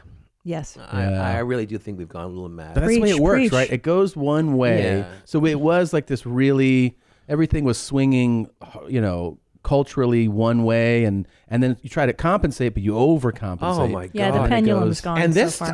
I really think that the pendulum has gone further than I ever thought it would go. Really? Why? Why I do you kind think of- this is happening? Oh, I think social media That's a big part of it. is it like a magnifying glass? That's something brand new that we've never really known how to deal with.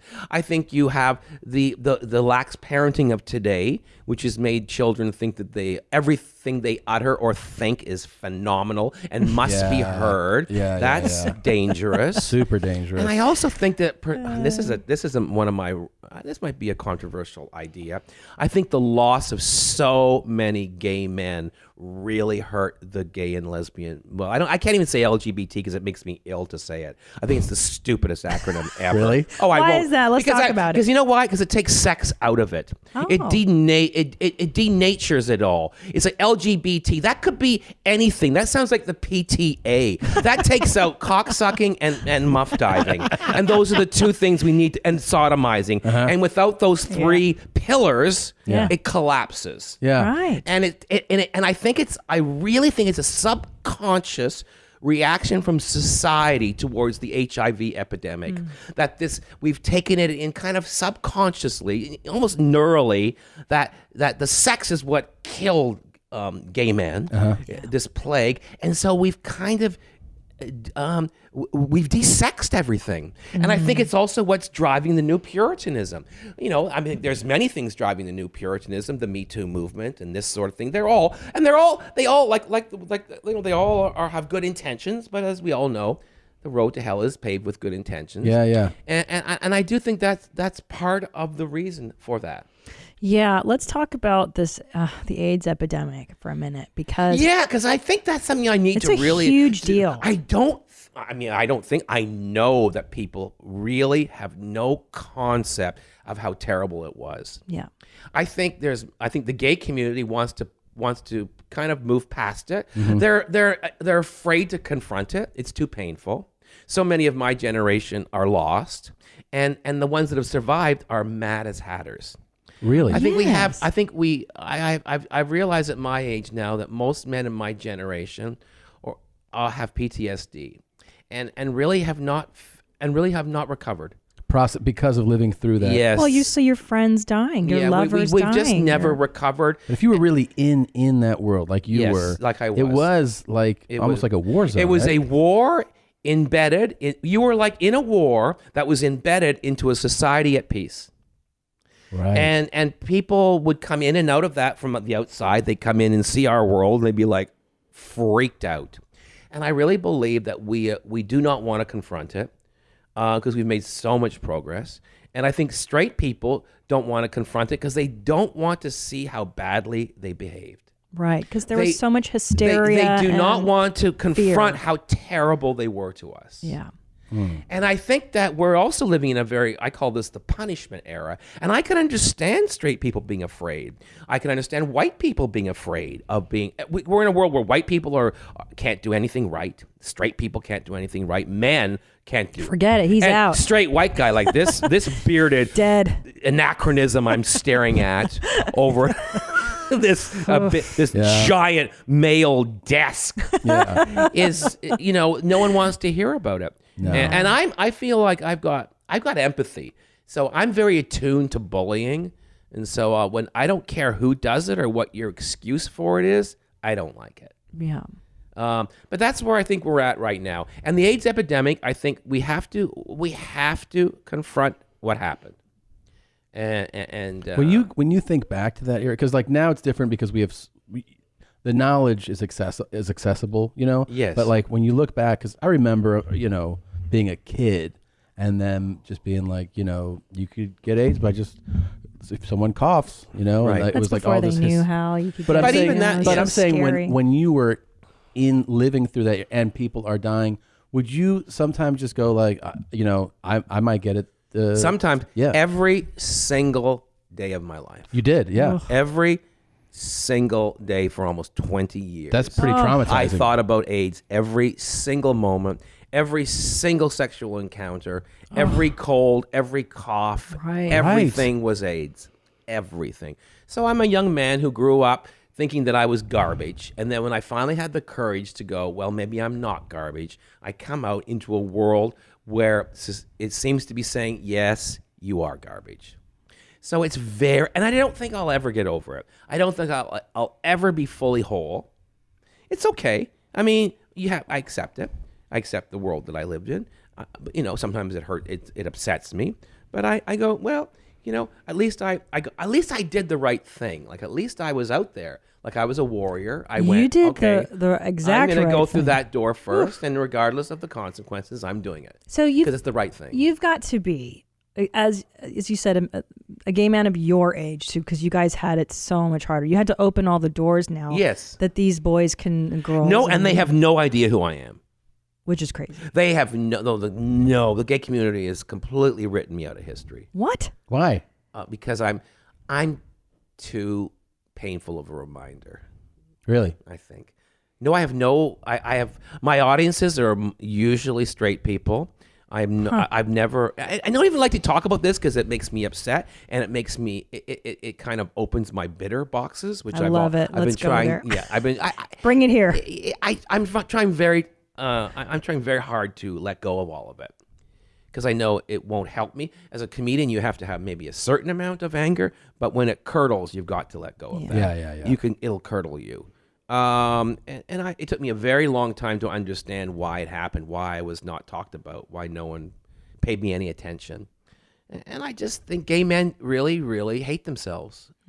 And I think this new generation is going to be a vastly, vastly different generation. It is, for sure. Yes. And I mean, and I'm very happy for them, but I'll be honest, I'm also intensely jealous. Oh, I'd be furious. And what makes my jealousy so toxic is that no one knows that I was one of the first people to do it. Yeah.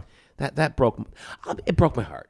Yeah. It absolutely broke my heart. Well, you think about now, like if somebody was like, even in like smaller cultures, I'm saying within the U.S., somebody says they're gay and somebody is not accepting to that person. Yes. Now the person who is not accepting is attacked. And Absolutely. right? Like that's which is a great shift. Yes, that's a huge but that's shift. nothing like what it was. No. When I was coming of age, we were in the Kids in the Hall society, it was very much. What was it like in Canada? Because we always think it of was Canada. very much the same. It was?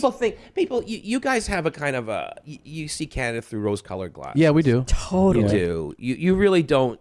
It's not what you think. Especially Windsor. And you were from Brampton? Brampton. Isn't that where Russell Peters is from? Yes. Russell went to one high school. I went to the other. Yeah. Yeah.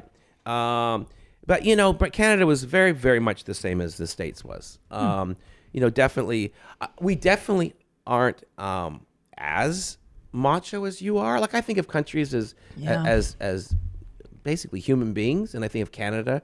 Like this country is a straight male. Yeah. Straight white male. Totally. Right? Canada is a lesbian. Yeah.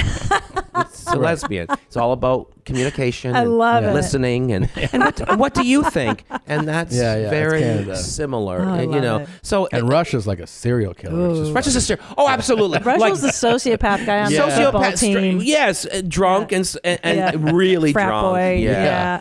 Which makes it hot.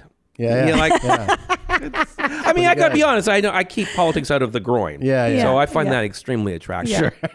Because I still like men, and I love them. The more toxic, the better. Is that right? You like them? I love men. Complicated though. I love complicated men. I love macho. Oof. I love men. Did you ever? Yeah, I love men. Yeah. Did you ever worry about towels? What do you mean towels? Like Towels can have AIDS.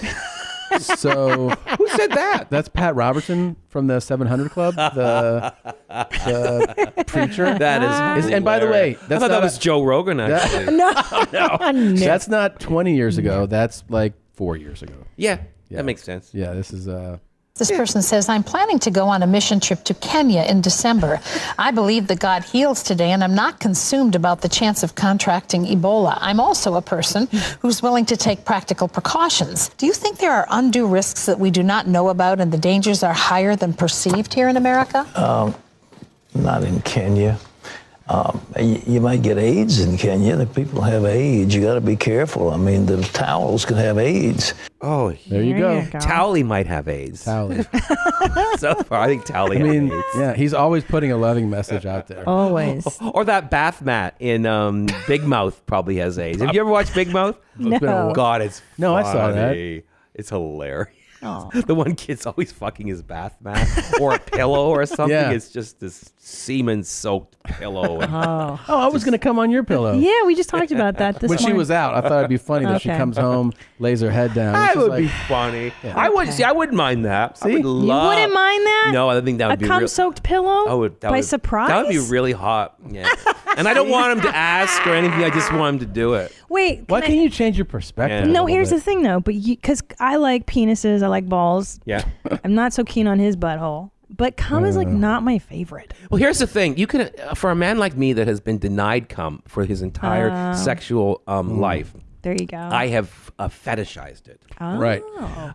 So I mean, I never. It's only very recently that I know that I can take it in me, and even though I'm not like, I mean, you know, take it in me, swallowing, swallow eating it. it. Yeah, I could, but I still can't psychologically. I don't like to. Really? I don't like the taste. No, I can't because of psychological. I'm psychologically incapable. Traumatized. You're traumatized. I'm traumatized. And like, you know, like I don't think I could hold hands with a man in public still. Really? No. I know that's a sad thing to admit. That's sad. And I am sad to even say it. Even saying it makes me feel like, wow, that's tragic. But I don't know if I could. And I know like people say, oh, everyone's on PrEP and you can't get AIDS that way. I'm going, well, I can't get over it. It's there. It's deep in you. It's very, very deep. And, you know, the fact that I'm like here and I'm my age and I'm HIV negative is the greatest thing awesome. I've ever done. Amazing. It is my biggest victory. That's great. Okay. Because I had a lot of sex. Good for you. I did not stop having sex. Would you that's encourage good. her to get like a little butt play with me? Oh, I'm so afraid of Have it. you ever why are you so here's the deal. Does he is he willing to have his explored? That's what I'm asking for. I'm afraid of You his want to be butt. pegged. I mean, I want her to put a couple But I'm fingers in there. afraid of it because I'll tell you, it's very hairy. It's very hot. I've Man, grazed it sounds fantastic. It sounds fetid. It's like I'm just not. But I'm not. But used don't you to understand that men are the ones with the button up there, right? Right. I've heard. Yes. the God wouldn't prostate. have put it there if Yeah. she didn't want us to press it. I like that. Right? See how like woke that I was? I love that. God knows Woke. that. And she wants us. She wants them to. There's a reason for the gay male to have that up there. Right. Right. And the male and a game. This is what I do a routine about this. Yeah. And I'm going to be very blunt about this. This is stuff I've written, but I'm not like one of those. I'm not going to pretend I just came up with it. Yeah. But it's like I always tell straight men, you know, like think of the ass as the moon. Okay. Right. Think of gay men as the Americans. Okay. Yes, we may have been the first there. Yeah. But it belongs to everyone. Right? And so for a man, gay or straight, to deny himself the pleasure of a clitoris embedded inside of his anus is just an example of deep homophobia. And maybe homophobia on your part. Thank you, Scott. Because women are absolutely capable of homophobia. Yes, and they are. I'm gonna go even further. Thank you. And this I'm gonna actually give a shout out to Tom here right now. Okay. I think the new homophobia is actually the main drivers are women. Really? It's a different kind. I think straight men are less afraid of us today than you are. What I embrace. I love. Yes, but you're I'm being afraid of our friends. sexuality. You like our design ability. You like our drag shows. What am I afraid but of? you're afraid of the fucking butt sex. Yeah. You're I'm afraid of butt sex. You're right. Right, and but I've talked to my gay man friends about it, and they're like, "Well, I don't really have that much butt sex. It's mostly oral." well, that's then they're not doing it right. Okay. Yeah. But how do I put my fingers up his butt? Well, Is that what I'm supposed to do? He could take care of things too. Like all I'm saying is, you know, he could give himself a little douche to make sure things are clean. Will you douche your butt? Sure. Will you See? shave your butt? Yeah. Of course he would do that. Just like the gays. Yeah. And here's the thing. I'm afraid to get poop on my fingers. Well, you know what? It's sex. For God's sake. It's dirty sometimes. It's dirty sometimes. Jeez. And I think that, you know, like if you like, I can help out. If you want. Do you want to coach us? Look, Are you gonna come over? I'll do it. Okay. You can direct because we need more women directors. Okay. But, That's true. but Yeah. I think that if Tom doesn't get pegged by you, then this podcast has been a failure. Can we at least start And with I'm a a homophobe. finger? I'm afraid. I'm honestly afraid. I'm afraid of poop on my fingers. I am. I'm not gonna lie. I'm afraid of. Look, he takes nasty dumps too, Scott. You don't know. Of course he does. Look at him. I know. And that doesn't scare you when you see a bear. Are you into bears? Yes. Okay. Yes. And you're not. I do. Tom's a very attractive man. I know, You're he's both. cute. You're a very attractive Thank you. couple. Thank you. You Thank really you. are. I appreciate Thank that. you. Very hot. Thank and you. it's people don't say that much anymore. No. But I'm just saying you're both hot. Thank you. Thank you. And, Thank you. And I'm glad that you appreciate that because I I'm do. afraid to tell people that they're hot anymore. Dude, do you know how nice that is? I know that like just chicks get it all the time. Yeah. But like when you're a guy, Chicks. it's not. Yes. Yeah. Women, people are always telling women that they're attractive. And then you're a guy. You want to hear it too. But a man who's not homophobic doesn't mind. He doesn't care where it comes from. No. No. Right. And I'm Okay. telling you, how about like the tip, like the finger. How should I start? How should I start? Because I can't go from junior varsity to pegging. I can't. And you're probably not I'm ready in- to rim. I'm sorry. You're not ready to rim. That's put my mouth on his butthole. Yeah. No. Oh, poor Tom. Poor Tom. I believe. No. You know. No. Maybe you're right. Maybe I'm not afraid of gays, but I'm afraid of gay sex. See? There you go. There we go. But I'm not afraid of gays. That says it. But no, but you I'm are. afraid of gay man but sex. without gay sex, there are no gays. Interesting point. All we are queer eye for the straight guy, and that's what is that? But I don't that is mind if you guys gay do it. man. But I don't mind if you guys do butt things and. But you deep down, I think you do. I'm afraid of it. I don't hate it. Fear is different than hate. Fear and hate are cousins. Why? But I fear. I'm more vulnerable. Well, I know, but Okay. you're kind of denying him sexual agency. Okay. So you think I should put my mouth on his beehole? Oh God! Here's the thing. I was such a dirty boy. I did that before I even sucked cock. Can you believe? Are you it? serious? Whoa, really? My friends used to call me the rimsus, and I was deeply ashamed. That's ashamed. And then now I look in the world where I go, oh, apparently I was way ahead of the curve. Yes. You know. Gosh, you were varsity already. I really was. You went from because my belief with sex is I'm just like when I finally decided to come out, I'm like, well. Even just being a garden variety cocksucker, I'm still a criminal. I'm still a monster. So you might as well go for it. Right. Like as a gay man, if you don't explore, I do another thing in my show where I talk about threesomes, and this young gay guy tells me that he never had a threesome, and I don't even know where to look. Because you're like, how do you even deal with that kind of craziness? And I think I might have cried. Yeah. Because I'm like, you're 24, you've never had a threesome. What is wrong with you? Yeah. Like, are you really sure you're gay? How old were you for your first threesome? Oh God, this is the thing. I don't want you to make you feel too bad. My first threesome, probably, I was certainly under 30, 27, 26. Were you on television? But I didn't come out till I was 24. I had a threesome before TV. Okay. Yeah, absolutely. And here's the thing I say to this young gay guy. I was like, you never had a threesome? I hope you don't have any. Do you have any straight male friends? He's like, yeah. I go, well, don't tell them that, because that's just like rubbing salt in the wound. Can you imagine hearing from a guy that you can have threesomes whenever you want and you don't?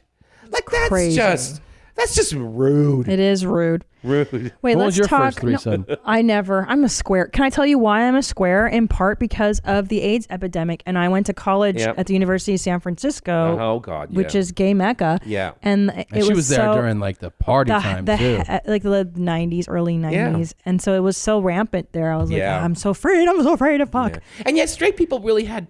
Your chances of getting were so but I was dating dudes that were kind of playing both sides sometimes. I think. That's understandable. Tom wasn't though, was he? No, I met him. Have you ever had an encounter with a man, Tom? A gay encounter? Yeah. No. Never? Nothing. Nothing no, in high school? No, really. He's handsome though. He should have. He is handsome. Yeah. You do have a lot of you do have a lot of masculine energy. Oh, yeah, I mean, so masculine. Yeah. That's what I love. I just never. Well, it's kind of a dirtbag. Like when his beard is fuller, he looks like a scumbag. It's very trimmed today. It's too short. Yeah, he had it cut yesterday. I had it cut yesterday. I was thinking that it would have been nice if it was a little. It was No. yesterday. wiry. Yesterday Needs to it be was kind of fuller. messy. I like it when it looks like a bird's nest. Yeah, that's me kinda too. how it looks. That's Kind of kinda how it stinky. looks. It smells like cheese or what I had for Jesus lunch. I like Christ. that. Now I have some professional questions to Oh, yeah, ask you. comedy. Comedy. You keep referring to. You guys your said it would be show. like a show about like poop and we'll get peanut butter there. and farting and things. Actually, We'll do get you want there. to? Oh, you have a question? Well, we can get to this. I just wanted to. You want to do this clip first? Well, I had this thing. Oh, is that yeah. It's actually, so this was a play off of, so Dr. Drew's show is done here. Yeah. She did episode 1. I was on episode 2, and Dr. Drew referenced that he had talked to you about Yes. what goes in talk to Christina. About what when he's asked, what's the biggest thing that should go up someone's butt? Right. So I just wanted to play for you what was said, and then you can weigh in on it. Oh, you look so good in that, Tom. Thank you. Thank you. I think you're Scott's type. You are my type. That's the reason. He's my type. Really? Yeah, he's my Blue type. eyes, Oh, nice. bearded. The blue eyes I can do without. but Really, everything the else- bearded. I like bears Everything too. else. All right. What the diameter, what the circumference should be of what goes up the shitter. Wait, what should go up there? Yeah. I don't understand the question. You're saying what is I the said the okay sign. What's the diameter? Oh, of the big white thing. supremacist. Yeah, I know, is that what that is? White power. Oh, jeez. Yeah, well, it's a healthy thing to go up. But I would think that most people could handle more than that, you know? Could handle it, but may not be healthy. Double anal happens all the time. It does. Does it? Double anal. Double anal. Look at that. He didn't even blink. He doesn't know what he's talking about. Yeah, you're like No, he doesn't know. You didn't play What? this clip for Dr. He does Drew. not know what he's talking about. No.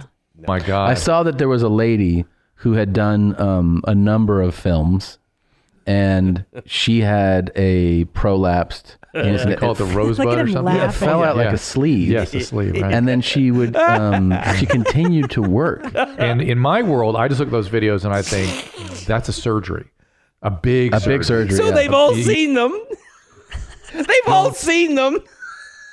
Just like you got to go in and repair the whole setup down there. It's a major surgery. So you shouldn't be doing double anals. Should not be doing double anal. Should not be prolapsing. No, your you disagree, Scott? Why don't you put that message out there more? I'm doing it now. That's why we're doing this show. How about your first shirt? That didn't come from double anal. You shouldn't be doing double That anal. didn't come from you mean a DP? Mm-hmm. Yeah. You pretended to be naive about it. I think it's called double anal, and you knew it was a DP. I don't know what it's called. I'm just an innocent little It's just boy. it's a muscle. You can train your muscle. It's a muscle. Oh, so your sphincter can. You can, and it will go back. Just like you can train your tongue to go for a little dance around my backside. Yeah.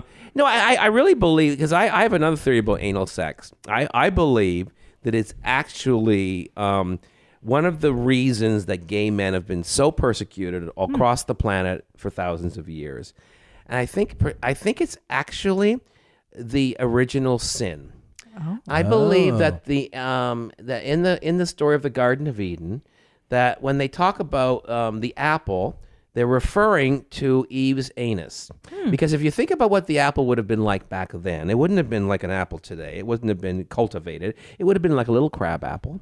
So my thing is, Adam was like, they were like, walking around naked, and Eve was at the river, and she was bent over, and she bent over, and her little bum opened up a little bit, and he looked, and he went, whoa, and his snake, his penis, went, hard, and he fucked her in the ass, and they're like, this is phenomenal, and we don't get pregnant, which they didn't even really know about. But I think what it did was it took God out of the equation, and God realized, oh, these fuckers have found a way around loophole. My prohibition against sex. They found the loophole, and therefore he wanted to get the power back over Adam and Eve.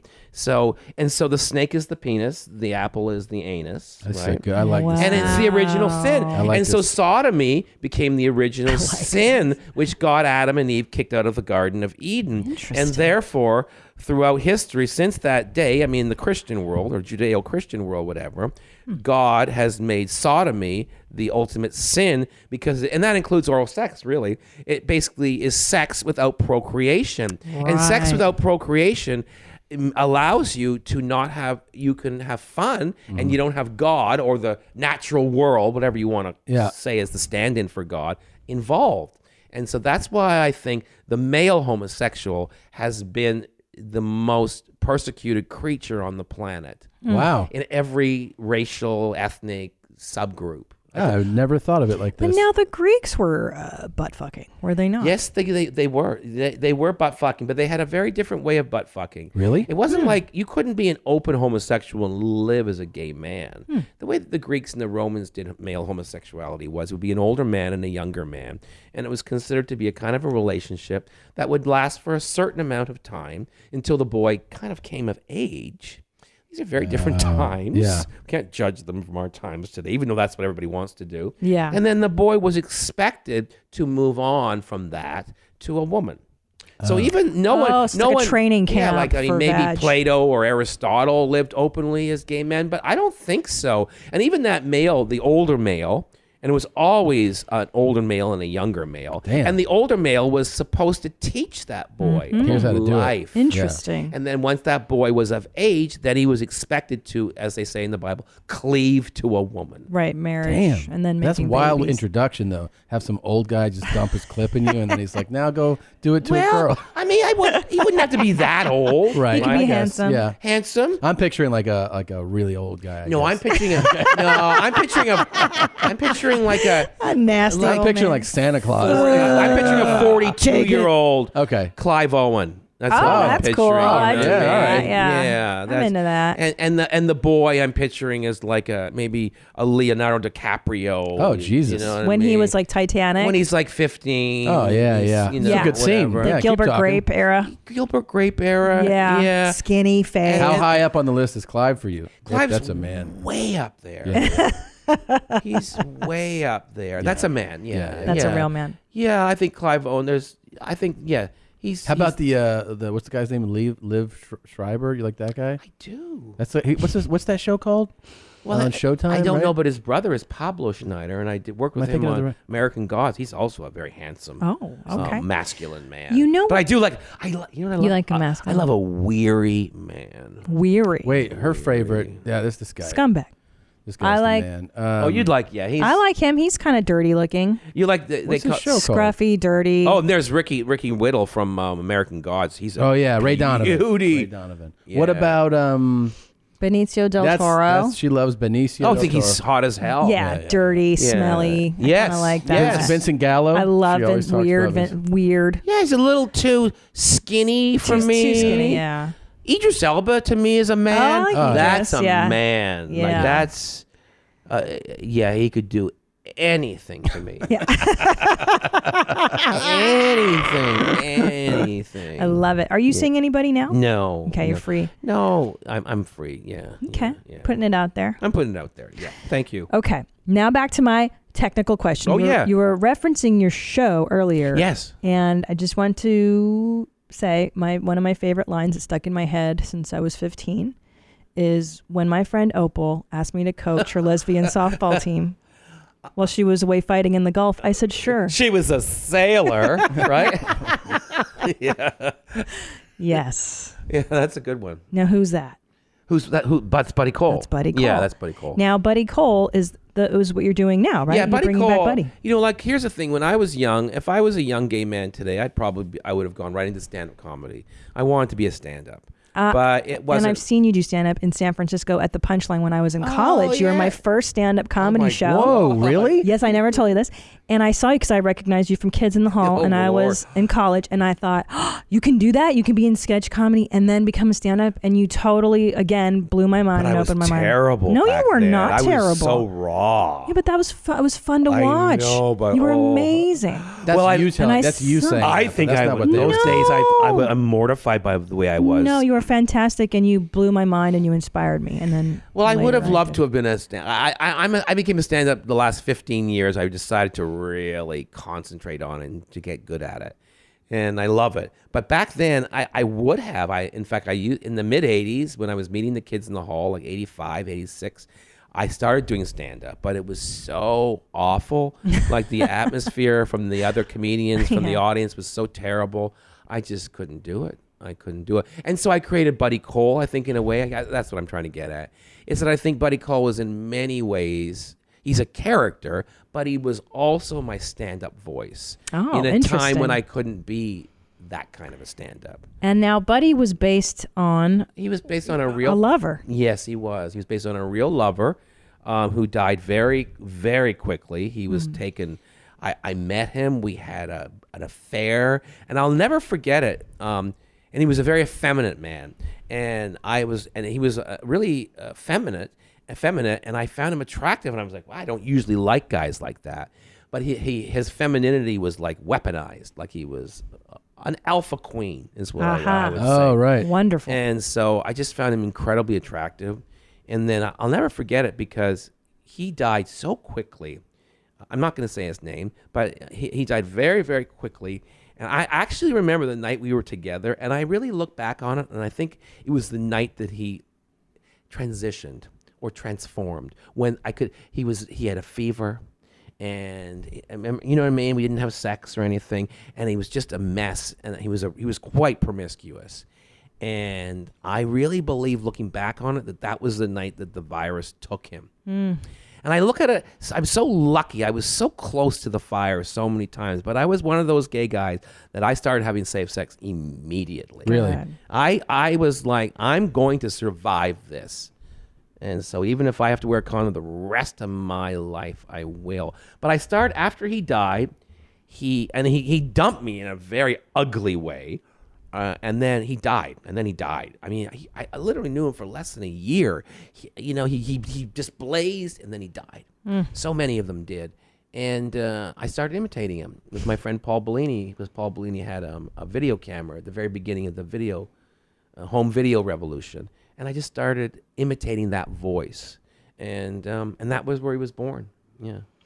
Yeah, and Buddy Cole, by today's standards, I think even back in the early 90s standards, was very shocking. Oh, he was shocking. Oh, people were furious at him. Straight people were just shocked by him. And gay people hated him because they felt that I was doing a stereotype. Right. Which I was. Which that's the whole point, isn't it? And I think a lot of gay men were very much in denial about the way they really were. But like an informed stereotype is hilarious. Yeah. That's what people... And he's smart. Like, he's smarter than anyone. He's smarter than any of my characters. He's enlightened. He's an enlightened guy. He really is. He doesn't care. He does not care about which way the wind is blowing, right, in his time. All he cares about is the truth. Right. And he doesn't. And he knows he's quite often spitting into the wind. And that's where I'm at today, actually. So you're taking Buddy on stage all the I've time. taken, the last year and a half, I've started developing a brand new Buddy Cole show, and it's been going fantastic. That's great. It feels like he's needed again. I agree. And even with the stand-up, which I just love doing it, but I felt like he can take this ball now and run with it. Yeah. And you can't really... Even the young SJWs who find everything offensive, they have to listen to him. Right. He can get away with some He's shit. a war vet. Yeah. He's got one leg. He's got PTSD. Do you know what I mean? Yeah. He's shell-shocked. He doesn't give a fuck. And those youngsters are going to listen. Yes. Because he's been around. And I've been around long enough to know that life is cyclical and things come and go.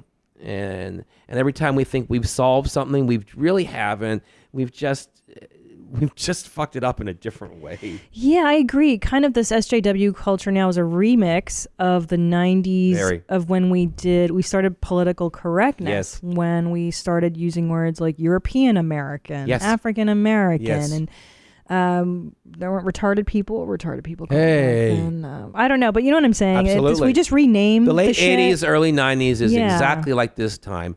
I also feel like that was a time when there was enormous social and cultural change. You had the AIDS epidemic. You had the collapse of the Berlin Wall, right? The end of the Soviet Union. We just talked about that. You had Tiananmen Square. You had massive, massive changes. And today we're in a very similar time. And I think I think the bubble's about to pop. Great. And I'd like to be one of the people you're that gonna be, because Buddy does not give a fuck. It's needed right now. It is needed because the truth is, it's like I'm doing it out of love and I'm doing it out of knowledge, and I'm not doing it just to be an asshole. Which is by the way, it's a big part of why it'll work. I think so. Audiences always sense intent. Always. They do. They really know. They know. They're animals. They subconsciously. They do. There must be an organ that we haven't found yet. That's right. But they know, because people say to me after my show, "How do you get away with that? That is an appalling show." Yeah. Because I think they understand the intent. Of course. Well, and you and I discussed this a minute before we started rolling.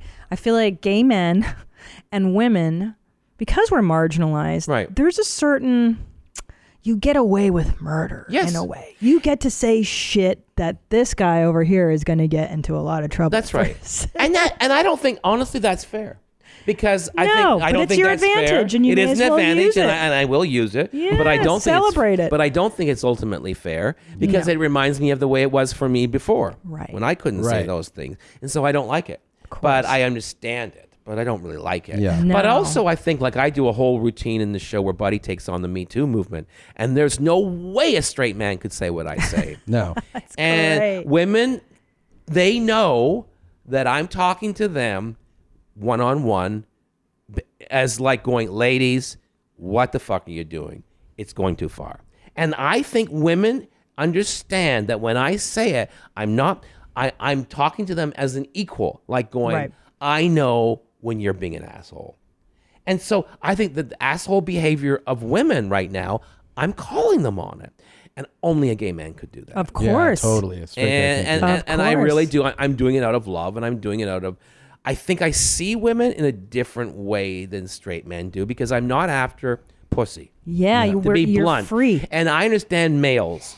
Males, everything's about sex. Yes. So I don't have to flatter women so that their legs remain open. Right. You don't care if they're I don't impressed. care if Yeah. they tie their legs off to me. And all straight men do. So they're pulling their punches with you. That's what I'm believing. I think you're right. They're lying to you.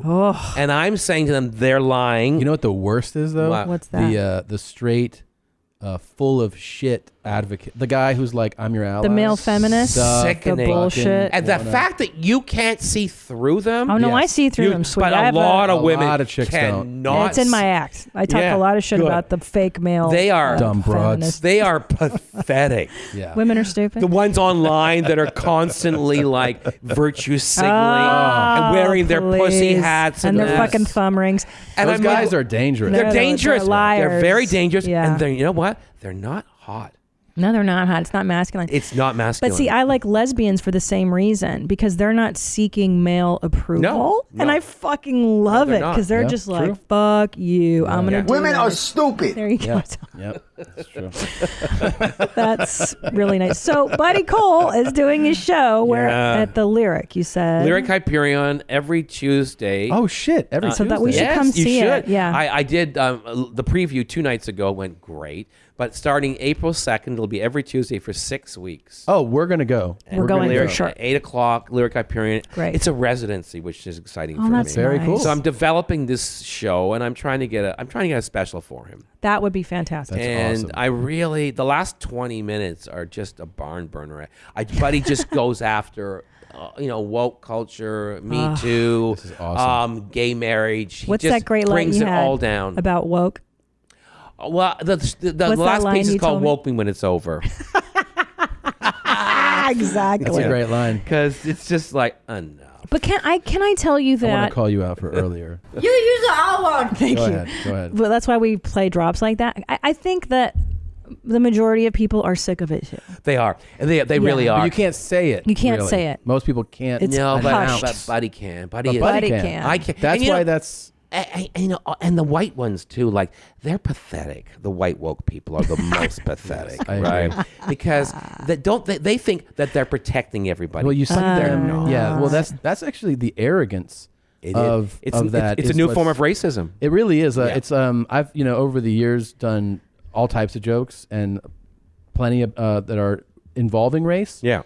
Man, of the 100 times someone talked to me about it, 98 were white, usually women. 99, I would say 99 for me. Yeah, white and, women. And White and straight here's women? the thing, Straight. like even The worst. during shows, Yeah. and the grossest thing would be you do this joke, it goes over great, and then like you'll hear like I don't know, something. You're like, what was that?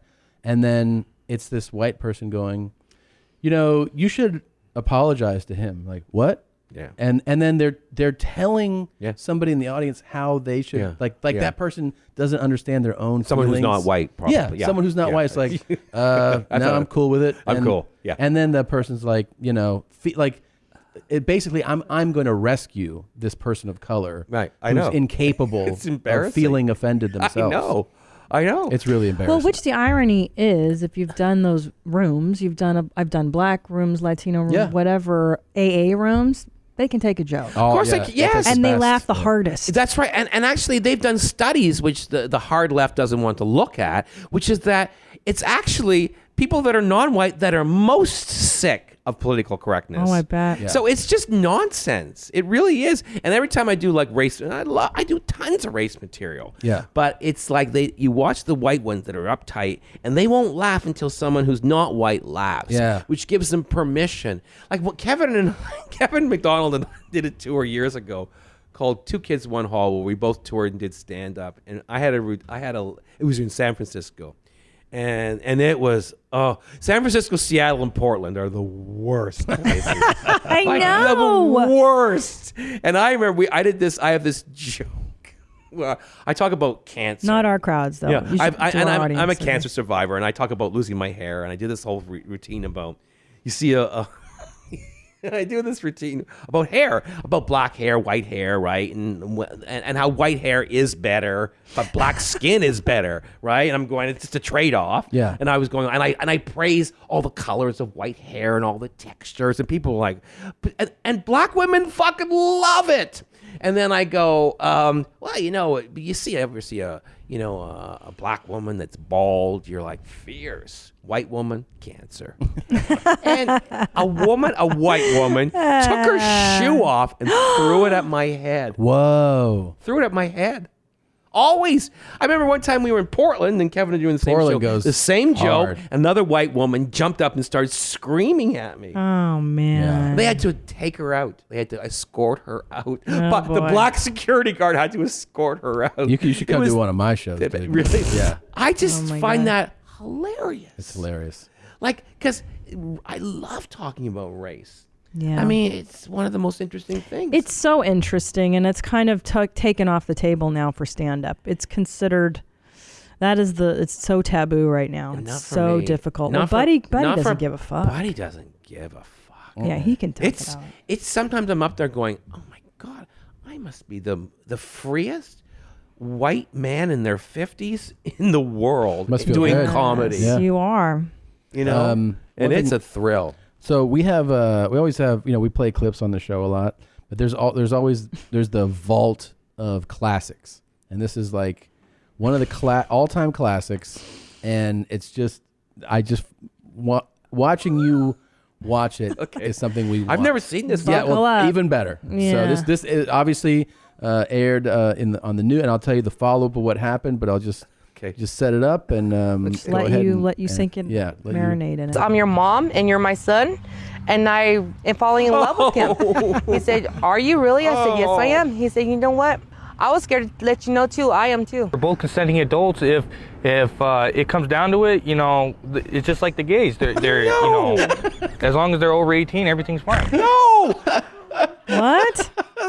What are you saying? It's not like the Oh, that's so sad. And they both It's have just like like the gays. teardrop tattoos. Yeah. Don't they? Yeah. So they both killed people on their own.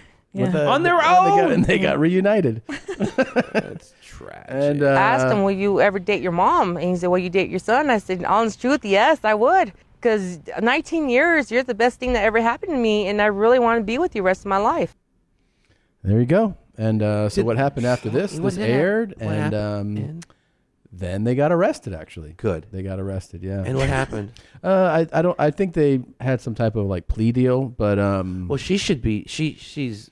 well, we actually That's a criminal. She's a criminal. We asked around a lot about it, and I think even Drew weighed in on this first time we showed it to him, was that it's not uncommon for family members who are separated for a long time. Oh, yes, I've heard of that, To yes. be, when they're reunited, have sexual feelings for each other. that Having makes sense. siblings, Yeah. and that's very. Were they separated? Yes. So she didn't see him for like basically 18 years or something. Okay. And then but what happened, he said, is that there's some theory about, the wiring in your head about like how to process the emotions of reuniting. Right. Sometimes just, they get crossed. Well, and- plus if she hasn't been maternal towards her own son for Right. 18 years, she probably doesn't know how to be a mom. Yeah, that's Maybe probably it. So it turns sexual. I don't know. Oh, that's so sad. I know, and it is just like the gays. I mean, how about, it's just like the gays. It is like the gays, though. Now, his good question is, I asked him, "Will you ever date your mom?" would you ever date your mom?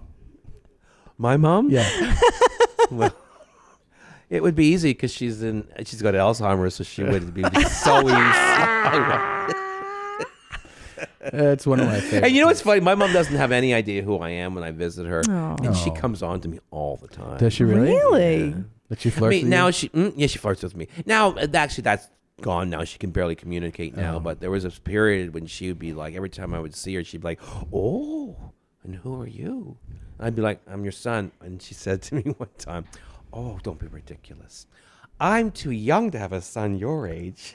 And Wow. then I go, well, sorry, old lady. I'm actually. I always wondered, like, how she put her hand on my knee. Really? Mhm. And how, in those situations, I'm saying with somebody with Alzheimer's and their minds going, do you, depending what they say, sometimes roll with it, and then You do. and sometimes though you got to go like, no, like that's not the case. I'm your son. I roll with it up until something like that. intercourse. Until she- Yeah.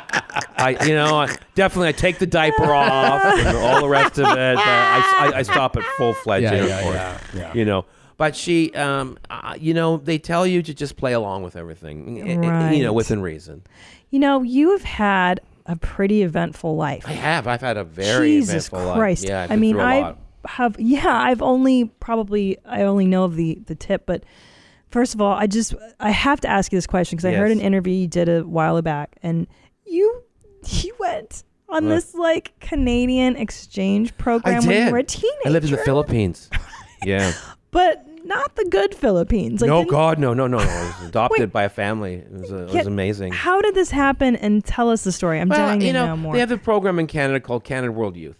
And it's sort of, I don't know if they do it anymore. I don't think they do because I don't think parents would allow this to happen to their children anymore. They wouldn't give their kids to the government for a year and say, take them to a godforsaken third world country and dump them with a family in the middle of a jungle, and we'll see them in a year. Yeah, and how old were you when? 18. Ay, vey. I'd never been I'd never left the country. I'd never been on a plane. I'd Never been on a I'd plane. never seen an ocean. I didn't know anybody that wasn't white.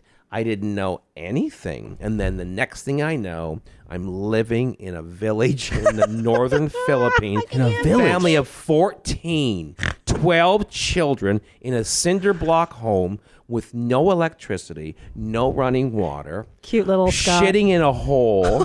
Really? Working in a rice field with a water buffalo in the middle of a civil war. What? The best year of my life. Are you being serious? Absolutely. It changed my entire life. Did your parents know what you were getting No. into? I mean, I think these are different parents than today. But did they think you were going to live with Uncle Tata and They everything thought was fine? Tata, yeah. They thought I would probably be in like a middle class home in Manila or something. No. And they had, if they knew, oh my God, the things that we saw, it blew my mind. It changed me irrevocably. Yeah, In many ways for the good. Because for one thing is, as a young person, like a young white person from a first world country, from a middle class community, suddenly I was thrust into this world where I really took it inside of me that, oh my God, people are the same. Not me seeing it on paper, but feeling it viscerally, like, oh my God, they really are the same. We really do want the same things. Yeah. Everyone. And wow, what an unfair world we live in. And so for that, in many ways, it burned off any kind of like white guilt I had or any of that thing. And it changed everything because this family took me in. They adopted me pretty much. And they didn't speak English. I didn't know what was So what's going the on. exchange? Does one of their family come to you? No. Just throw a Canadian in. You spend half the year with one of them as a counterpart in a part of the country you're not from, right? So the first part is they throw you in. So I went to northern Alberta, and I was adopted. Me and Joji Gairanad, we were partnered, and we worked in a newspaper as cub reporters in a northern Albertan newspaper, and we lived with a farm family, and they took us in, and their idea and part of the country you're not from, so you learn about your country, and then you go there, and you're partnered with another Filipino in another part of their country. And so it's like half the year in your country, half the year in their country. And it's not like the Peace Corps, because that you don't do anything, like you work, but you're not like, there's no illusions that you're helping them. Well, that's what I was going to say. Were you like slave labor for them? Well, like you cook and clean. It's a very 60s kind of a thing. It's a very Canadian kind of a thing. The actual reason for it is just to foster awareness between the first world and the third world. That's it. Wow. It was just to allow Canadians to understand, because in Canada, we have a very different way of looking at the world. We are deeply pro-immigrant. We understand that we are the second people to arrive, that that most of us are immigrants.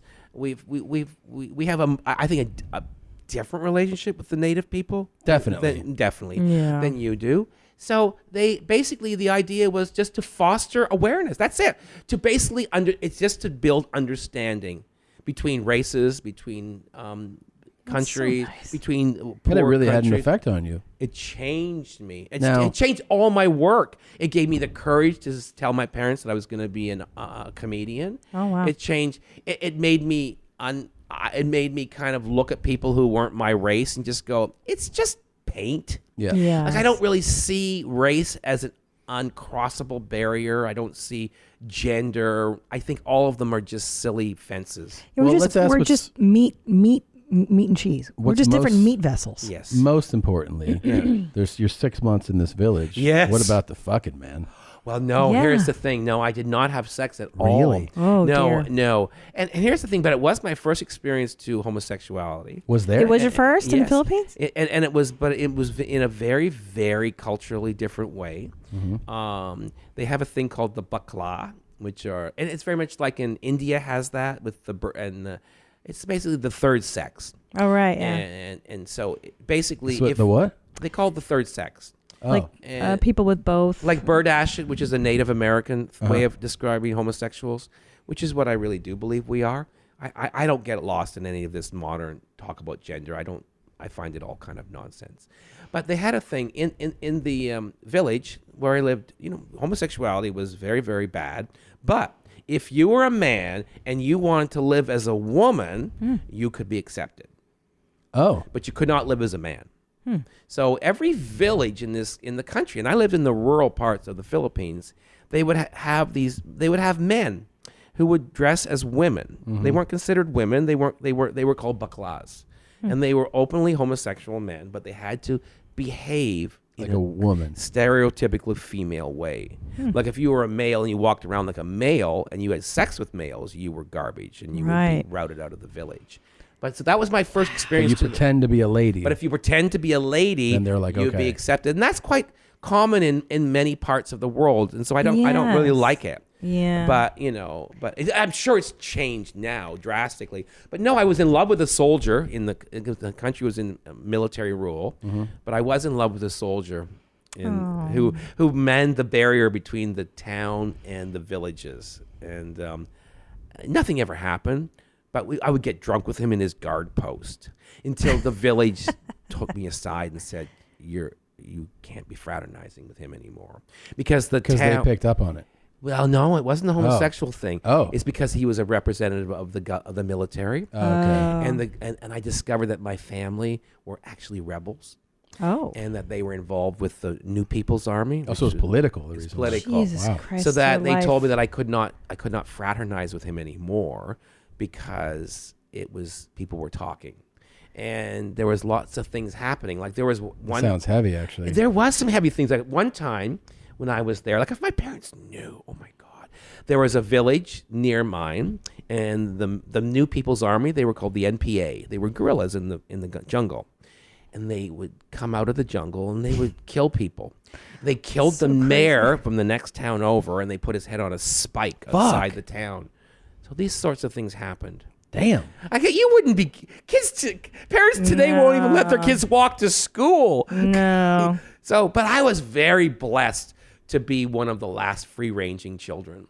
Yes, yes. And I really hope the yes. kids today rebel. I really think they need to hope rebel. so. They need to rebel. They've got to shake off the yokes of these clingy parents. Yeah. Hopefully, and come up with some cool music and cool fashion. I hope so, because where's the rebellion? Yeah, I agree. There's no subculture that's like... You're too friendly with them. Yes.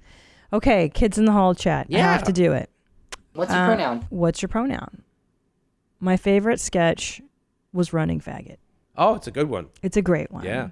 And I didn't write it. Bruce wrote it. Yeah, so let's talk about the origins for those of you who hadn't seen it.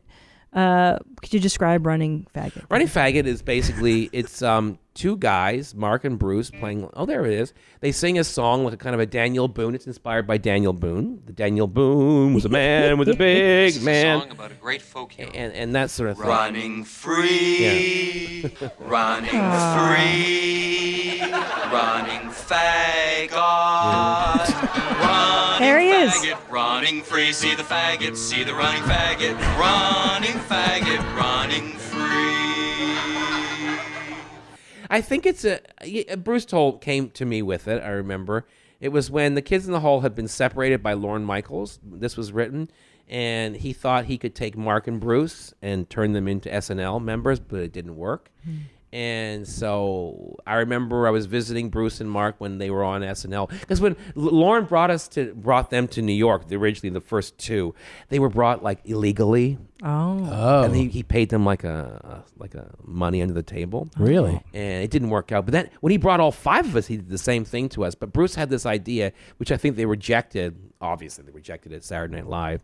And it was kind of an homage to me. I think he was kind of honoring me. And he said, I have this idea about a folk song, and you're like a kind of a Western cowboy kind of hero, and you're like Daniel Boone, and it's called Running Faggot. And I was like, well, that sounds funny. I'll be honest, at first I was like, what? I didn't quite get it. Yeah. He just told me, I want you to be like, I'm gonna write this song about it, and you're just solving problems by being yourself. And he wrote it, and I thought it was really great. Because the character solves all the world's problems. Yes, like, hey, what should we do? These guys over here, we're in a war. Should I go shoot them? And you're like, or you could go talk to them. The Indians. Talk to the Indians. Yeah. He's like, oh, thank you. Should I just kill them all? Yeah. And people, I think when we first did it, it was fascinating because when we first started doing it, that's from our vault. Like that was stuff before television. And when we would do it, quite often guys would come up to us and go, we really liked it when you stuck it to the faggots. And we would say, no, actually, we're actually He's not. the hero, yeah. And then they would go, actually, I'm gay. And they're like, come on, no fucking way. I'm going, no, I actually really am. It's actually honoring me. And they're like, it didn't really compute. Yeah. You have to remember, a very different world. Like in the 80s, the idea of paying homage to a gay man was not on the table in any way. It hadn't even been. It wasn't even. It was a bill that hadn't even been introduced yet.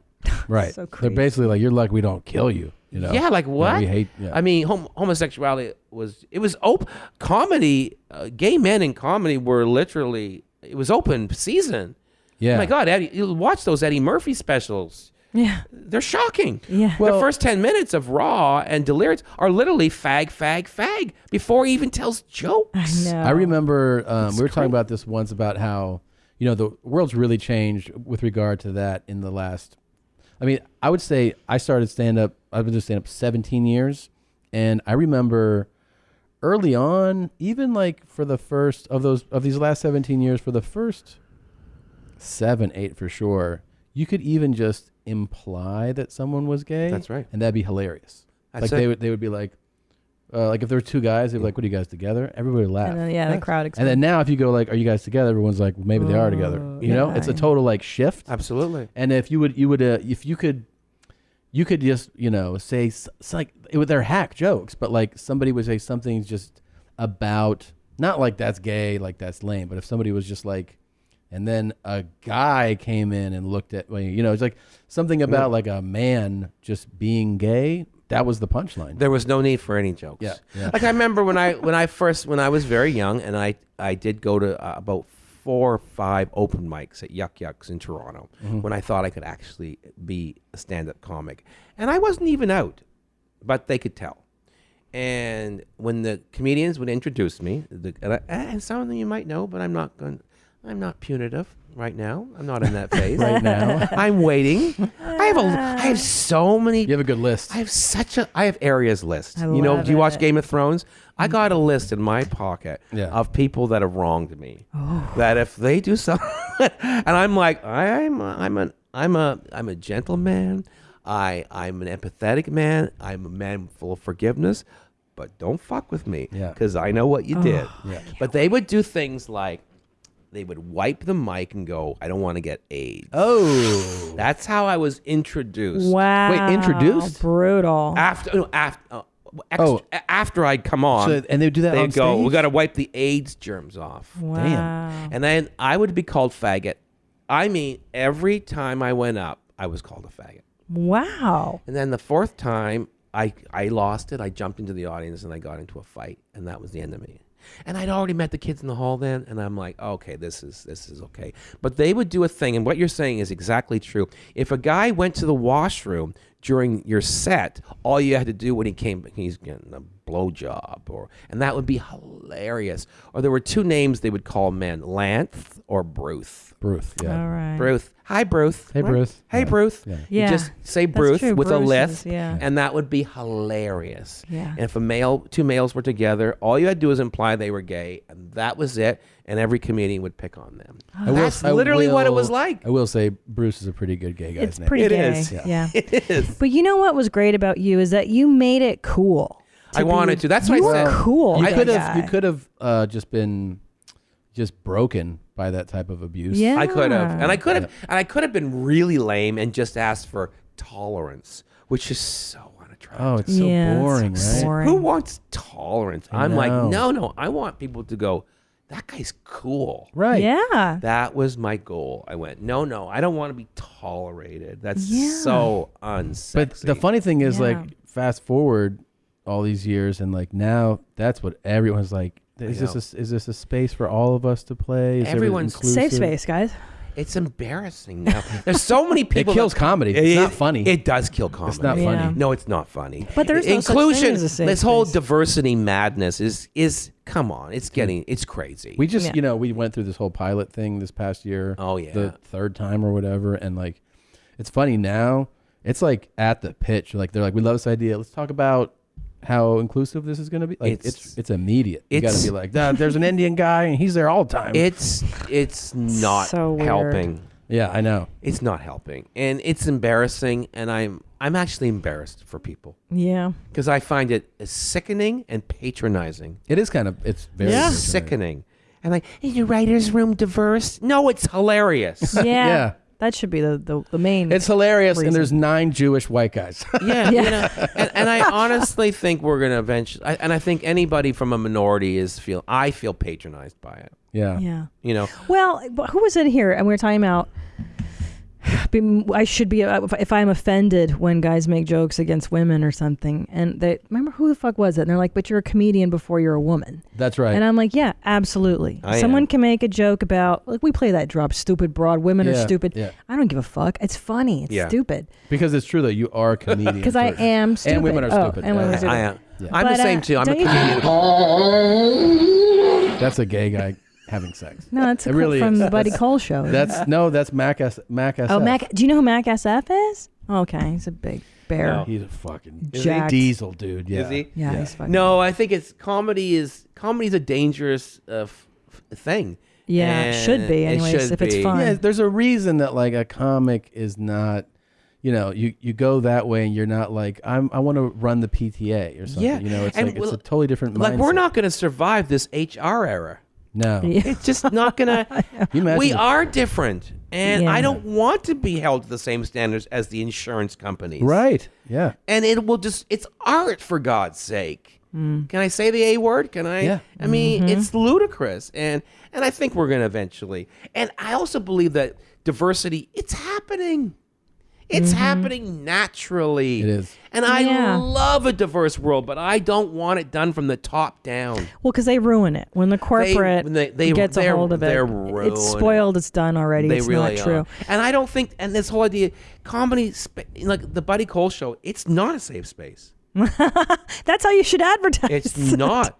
And Yeah, if no matter what you are, I will come for you. Dude, you Good. should think about at your showroom putting up some signs of like this is not a safe place. I do like that. Cry in your fucking tears. Yeah, and Cry, baby. This is not an inclusive area. This is my place, bitch. Or your tickets, your VIP could be an non-inclusive area. Yeah, and not I a safe space. And I do In the believe front. I do believe that's what comedy needs to everything. it needs to get its It is. mojo back. It is. I mean, and I will say podcasts like this, comedians like my husband, myself, and Joe Rogan and Joey Diaz, we're completely not social justice. But let me ask you one more question about Yes. Kids in the Hall. Yeah. How did you get away with doing sketches like Running Faggot? And you were so pushing the envelope, Yeah. especially for American television. Because Yeah. I watched you guys, it was on Comedy Central. Mhm. You guys built Comedy Central. We essentially. did in a way. We were kind of like the mortar. You didn't you did. Yeah. That was the Yeah. first show. For no money. Oh, don't tell me that. We had the worst contract since the Negro Baseball League. Yes. It had to be terrible. Like terrible. Oh. No, they had a deal, such a sweetheart deal. They could play every single episode 4 full times, which means they could go through, and there's a lot of shows, 120 episodes. So they could play that entire cycle 4 times before we got any residual. No. Damn. And so I've never received a residual from Comedy Central. All of that was done for free. Whoa. What? Well, maybe that's why No. they played it so That's much. because they could. They had Because they such could. a great But it deal. was on 24. Every time I'd turn on Comedy Central in high school, you guys were there. And that's how I became familiar. And that's it. So that was part, like. So they were like, yes. we're going to do this 4 times, you guys. Yeah. And then that's it. And we we just were shelved it like, after that. and what they, there was a lot of, I made some very big mistakes. I went in and I confronted the head of Comedy Central and said, don't fuck with our material. That was a dumb thing. Because we had a deal that they were breaking. They were not allowed to cut. They were not allowed to put in commercials in between sketches. Like you had to play out the full sketch, but some of the sketches were quite long, and so they started stopping sketches in the halfway point, and then putting in commercials, and I went ballistic. Yeah. I actually went down to Comedy Central and demanded an audience, and then screwed the rest of my career. But I did the right thing, but at the wrong time Right. and in the wrong way. Yeah, it's a learning lesson. Yeah. But, Yeah. we definitely had a bad deal. Oh. But we also, the one thing we did have that was smart was that we owned our characters. But it's also why Lauren never Right. made movies with us. Really? Because he didn't own any of our characters. Ugh. Oh. Yeah, that's why there's no Chicken Lady movie or no the Chicken Crushing Your Head movie or Oh, no the Buddy. Crushing So for the Head. SNL movies, he owns the character. Yes. God damn it. Yeah. Now that Crushing Your Head stuff, I mean, there wasn't Oh. a kid in the world that wasn't No, doing and that. that was the biggest. That was so fun. That was the biggest thing that came out of Gosh. us. But even that didn't get a movie. I mean, Mark he put him on Saturday Night Live, but that never, because he never owned that character. Ugh. Yeah. But now we're in talks. Hey. Good. And We're you did talking Kids in the something Hall else. live. And we're going to get a too. Buddy Yeah. Cole special out there. We're hoping. Hell yeah. Yeah, we're hoping. Can I send you, by the way, so from that Drew segment, we actually came up with his first shirt. Can I send you the You Shouldn't Prolapse Your Anus shirt? Yeah, I'll ship it to Do you really? Yes. Yeah, take a I look. would love that. God. Oh, God. He, when I told Drew, I was like, we're going to make this a shirt. He goes, I don't know what I'm doing with my life. I mean, I don't think that's a controversial position. You shouldn't. No. I don't think you should. And you should, if you do, you shouldn't be proud of it. Yeah. Yeah. But you're going to get in there. I'm going to lick the scrum tonight. Whoa. I'm not going to lick the scrum. But that's what Scott says I should do first, to put my mouth there. Oh, that's what I did. But what about me, a timid mother of 2? Well, I mean, shower. He's going to shower. Okay. Yeah. Clean, And then what do I do? Put a hand in there? I got these ball wipes that Manscaped sent us. Have you seen this? No. These are real. Why would you do that?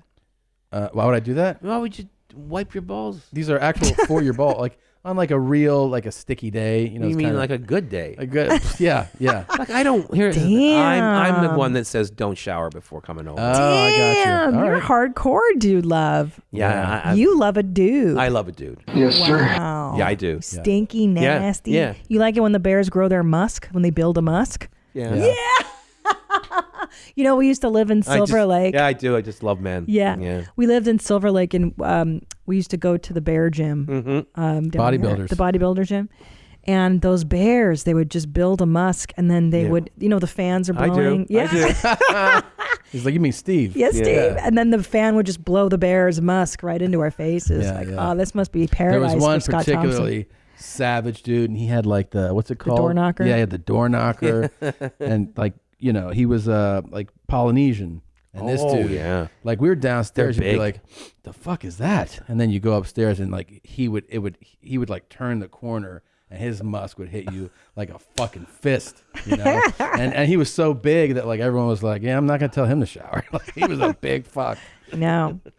No, yeah. Are there still public places for gay men to hook up? Like bathhouses. They still do that stuff? Yes, they do. I don't know how long they're going to last, though. Right. Yeah, I don't know. I think that the next wave of repression is going to come from the left, too. It's going to be them. They're going to be the ones that are shutting those things down. I think it's going to be fascinating to see. But I do think people are going to go, what? They're having sex with each other? And no, that's not going to stand. How promiscuous were the most promiscuous days? Beyond belief. Because it's guys. It's guys on. It's like, men. Like for women God's keep us checked. Women Civilization. create civilization. Yeah. Because if it's just guys, can you imagine? Oh my God. Well, Like we if- have to grow the babies from the sperm. You do. So we're like, women are the breaks. Yeah.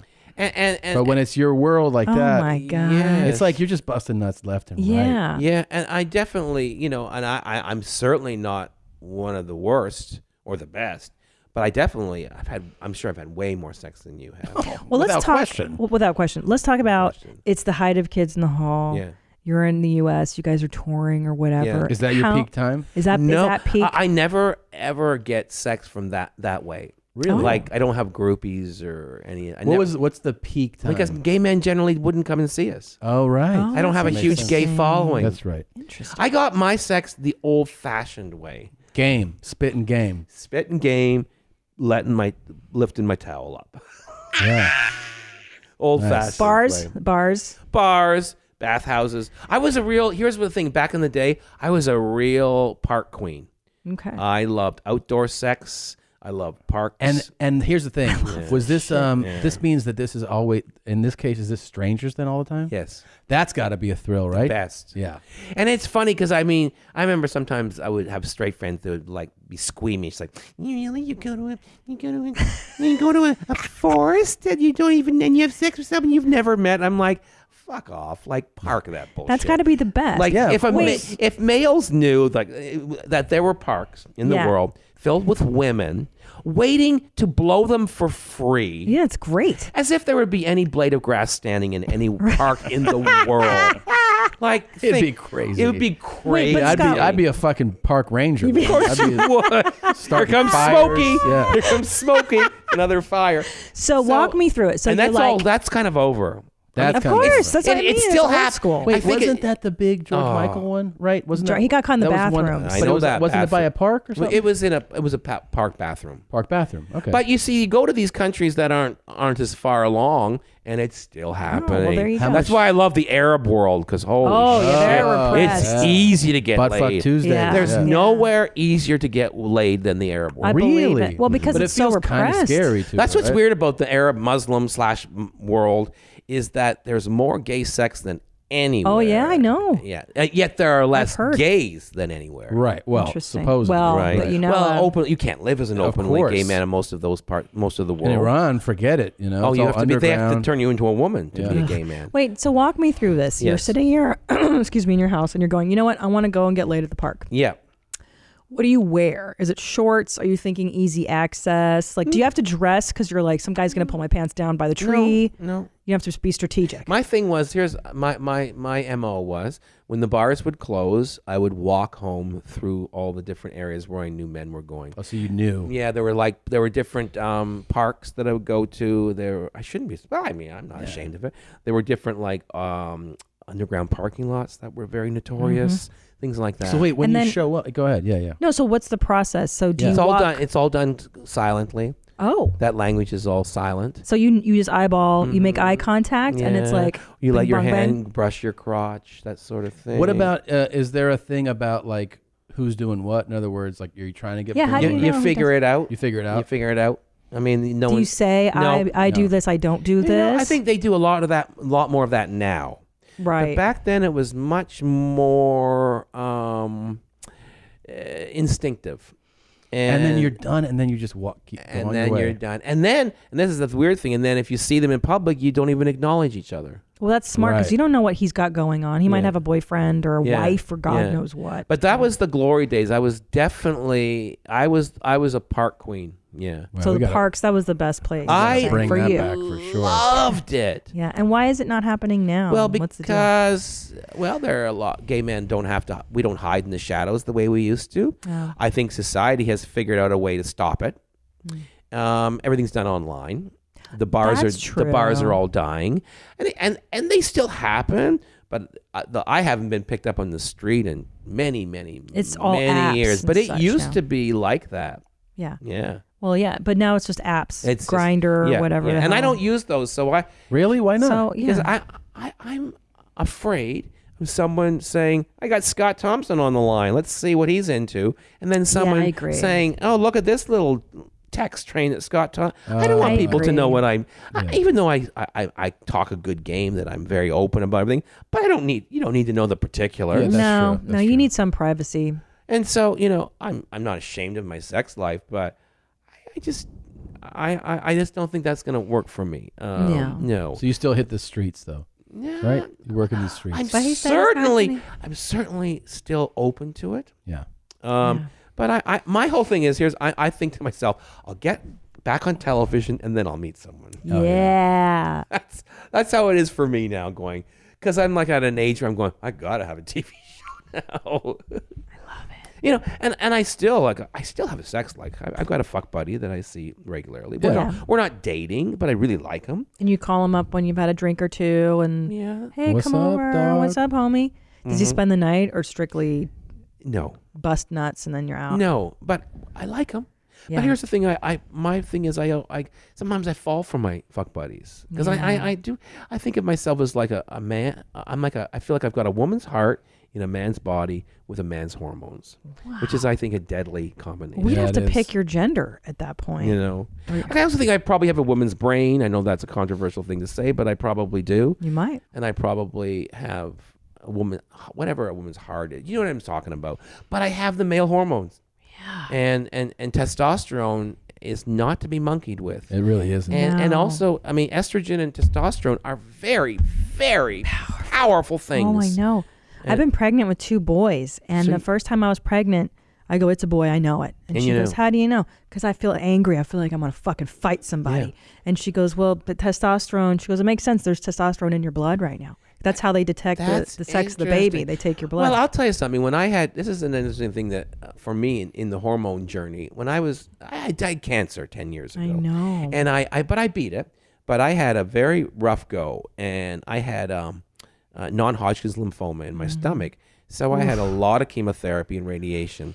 But the chemotherapy did a number on me. And one of my side effects was it converted my testosterone to estrogen. And I grew breasts. What? So I had to have a double mastectomy. Are you serious? I did. Oh. Wow. I had about 3 years after I was finished. As soon as I finished my treatment and they told me I was cured, I started growing breasts. Oh, my life. And they weren't going to take them out because they said, oh, it's just cosmetic. And I went, well, I'm sorry. Yeah. If a woman loses her breast, you pay for it. So you're going to pay for mine. I don't want tits. But because of the hormonal journey that it gave me a real insight, especially in today's world where the hard left it tries to pretend that men and women are the same. And they kind of poo-poo. It's fascinating because they're like, on one hand they're saying, oh, gender's irrelevant, yet at the same time we want to change our gender. Do you know what I mean? Like, how can it be both? Right, you can't. You can't have both. Is it irrelevant or relevant? You can't have both. But for me, it was a fascinating journey because I got flooded with estrogen. I became a different person. You must have. A nicer person. Oh. Did you have more energy? Because estrogen, when I was on that for our second baby. No, less energy. Oh. Less ambition, which is a very dangerous thing to say. And but your sex drive also. It went away. Oh, wow. I didn't want to fuck the same way. Now, I have to say, that's probably as well because I was fighting cancer. Yeah. But I literally lost my sex drive. I became kinder. I became more touchy. I did a lot more rubbing people's backs. I think I became a more empathetic person. Yeah. I think I became a kinder person. Yeah. Now, but I definitely, and then once the hormones started to reassert themselves. they did, right? Yes. Naturally, it happens. Naturally, I changed again. Yeah, back And to being a monster. Yeah, and I remember at one point when I was filled with estrogen, I had little tiny Jodie Foster taxi driver tits. Yeah. I was like, you know what? I think I'm fine with what I've accomplished. I think I don't need to do anything more. What I need is, I'd like to get a little thatched cottage, like Jane Austen would have liked, and I just want to write kids' books. Yeah. And that really was your thought. That was it. I love it. I don't need to get on stage. I don't need to change the world. I just need to write YA novels in a thatched cottage. Until the testosterone started coming back. How long of a process until the testosterone? Couple of years. Couple years? Yeah, because they first put me on testosterone therapy, like a patch, and that changed me. And then my sex drive started coming back. And then I had to fight the government to get my... How long did you have to fight them for it? A few months before. Oh, here's what I did. It was very simple. I said to my doctor, I said, I want the government to cover it. And they said, no, it's cosmetic. And I said, if you don't cover it, I'm going to go to the press. And I'm going to accuse the medical establishment of misandry, which is the hatred of males, which is the opposite of misogyny. I'm going to say, you are saying that me having breasts is not a big deal. And when a woman loses her breast to breast cancer, the government pays for them to be reconstructed. I'm a male. I do not want breasts. And then I said, you don't want me to make a stink about this, and so I got it. Wow. Good for you. Because I said, no, I don't want tits. Yeah. I don't want. Yeah, why would you? Good for you for doing that. You don't want I'm a them. man, and I think it's as a gay man, I think I was much more open about it. Like I think a lot of straight men, when they gynecomastia, it's called, I think they're ashamed of it, and they might not even talk about it. But I'm like, I'm not really inhibited that way. And I went, no, I don't want this. But it was funny when I got it at Women's College Hospital, which is an all-female hospital. And even they do a lot of breast cancer and stuff. But they had nowhere for men to, like, they would do these breast double mastectomies on men. Very, very rare side effect, but I got it. But they had no place for men to change. They had no pamphlets directed towards men. Can I actually think about that? And I said, that's sexism. Yeah. That's female sexism. I bet you're empowering some guys out there right now that are listening to you just talking about this. Yes. What is that? Is the process like, because it's hard to imagine without knowing about it. Is it like, is fat being sucked out? Yeah. Is that what it is? Mine were very tiny. So they didn't get very big. Lucky. But they were ugly. For me, I didn't like it. I felt dysmorphic. I did not like it.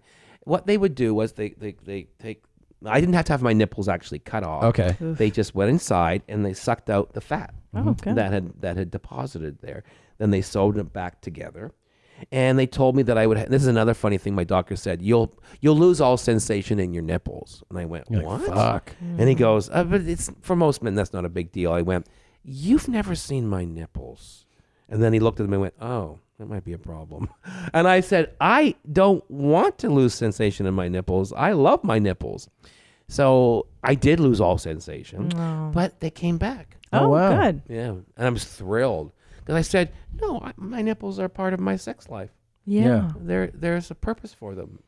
And again, like men that don't know, I don't know if you're in touch with your nipples, but not men really. have nipples and an anus. I Like, kind of wish you would what the play with hell? those too. You need to have a seminar for straight men because Fuck my stoma. Yeah. Yeah. Thanks, Tom. My stoma. That's from an old episode of Your Mom's House. You need to give a seminar Blow my hernia. to straight guys. All the pleasures of your anus and your nipples. Well, I think he needs to give that lesson to straight guys' wives. Maybe. Just start a seminar. Because this is the thing, we're given this beautiful thing, this landscape that's ours, and because of internalized homophobia, men don't take advantage of this beautiful body that we're given because they're afraid of it. It's fascinating to me that homophobia is so deeply rooted in males that they can't even explore their own bum or their own nipples. Isn't that sad? Well, not this one. He's one. up his own bum all the time. I am. He's been begging me to eat his scrum for a long time And on I this pinch show. my nips on the regular. That is a woke man. I know. He's always like, when are you going to eat my scrum? When are you going to put fingers up there? I remember like some of those old school animals I used to hook up with, and they would do it right out of the gate. You know, What are you talking about? Old Which school animals. Yeah, These hussies you slept with yeah, before me? yeah. Those college girls were like, Look at him. He loves you. This was so much fun. Let's thank you so much for coming. Great. Let's plug. So the lyric's gonna be, you're gonna be there 6 weeks. Yeah, starting April 2nd. Starting April 2nd. So he's already there because this is be out then. And that's gonna be every Tuesday. It's for every 6 Tuesday. weeks. For 6 weeks. Yeah, 2nd, the 9th, the 16th, 23rd, and the 29th. The last one isn't on a Tuesday, but it'll be 5 or 6 dates. Yeah, That's awesome. And people can find you on social media. I'm yeah, assuming? Scott Thompson _ on Twitter, and I'm on Facebook, but I'm barely there anymore. I stopped going at Christmas, and I can't go back. Oh, it's so boring. I don't really go there. I'm either. over it. hate it. What about Instagram? You on the gram?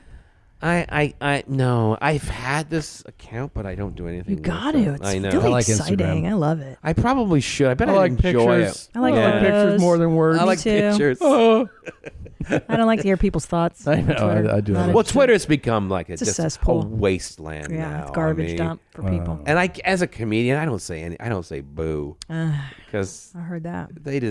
people are so uptight. Totally. Anyways. But this was fascinating, dude. Yes, Thank you so much for I doing loved it. this. We love you And, so much. Come back again, will you? I will. Let's Okay. do it. Let's do it. All right. Bye, Thank guys. you. Thank you. Yes, full audience laughter in this arena.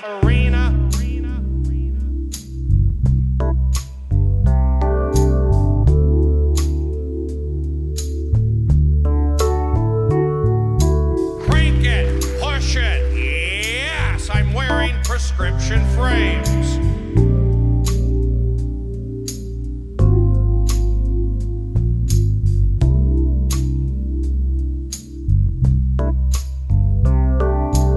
You got it, positive push. Look at me wearing denim, brave enough to wear denim.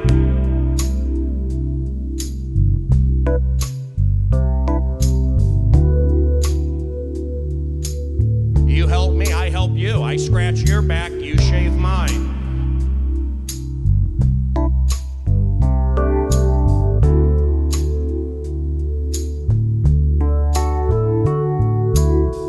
Talented, skills, put the time in.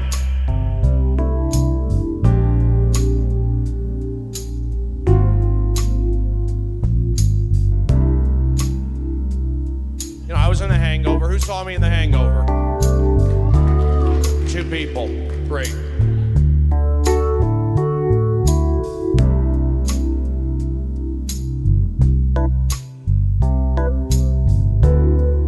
Stay with me, positive push. You got it.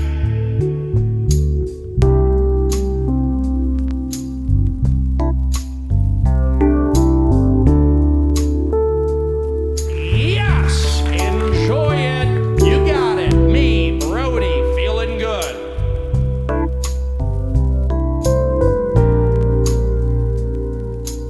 I get it. I'm from LA. 818 till I die.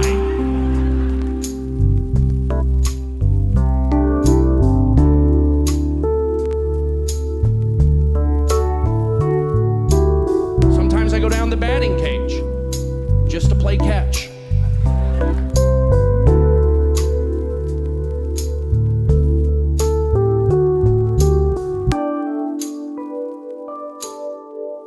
Thank you. It feels great. I did well.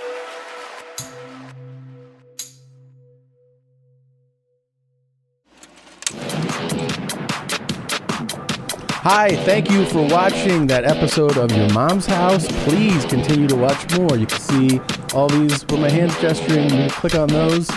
And please subscribe if you have not yet. Hit the subscribe button, and then we'll get your money.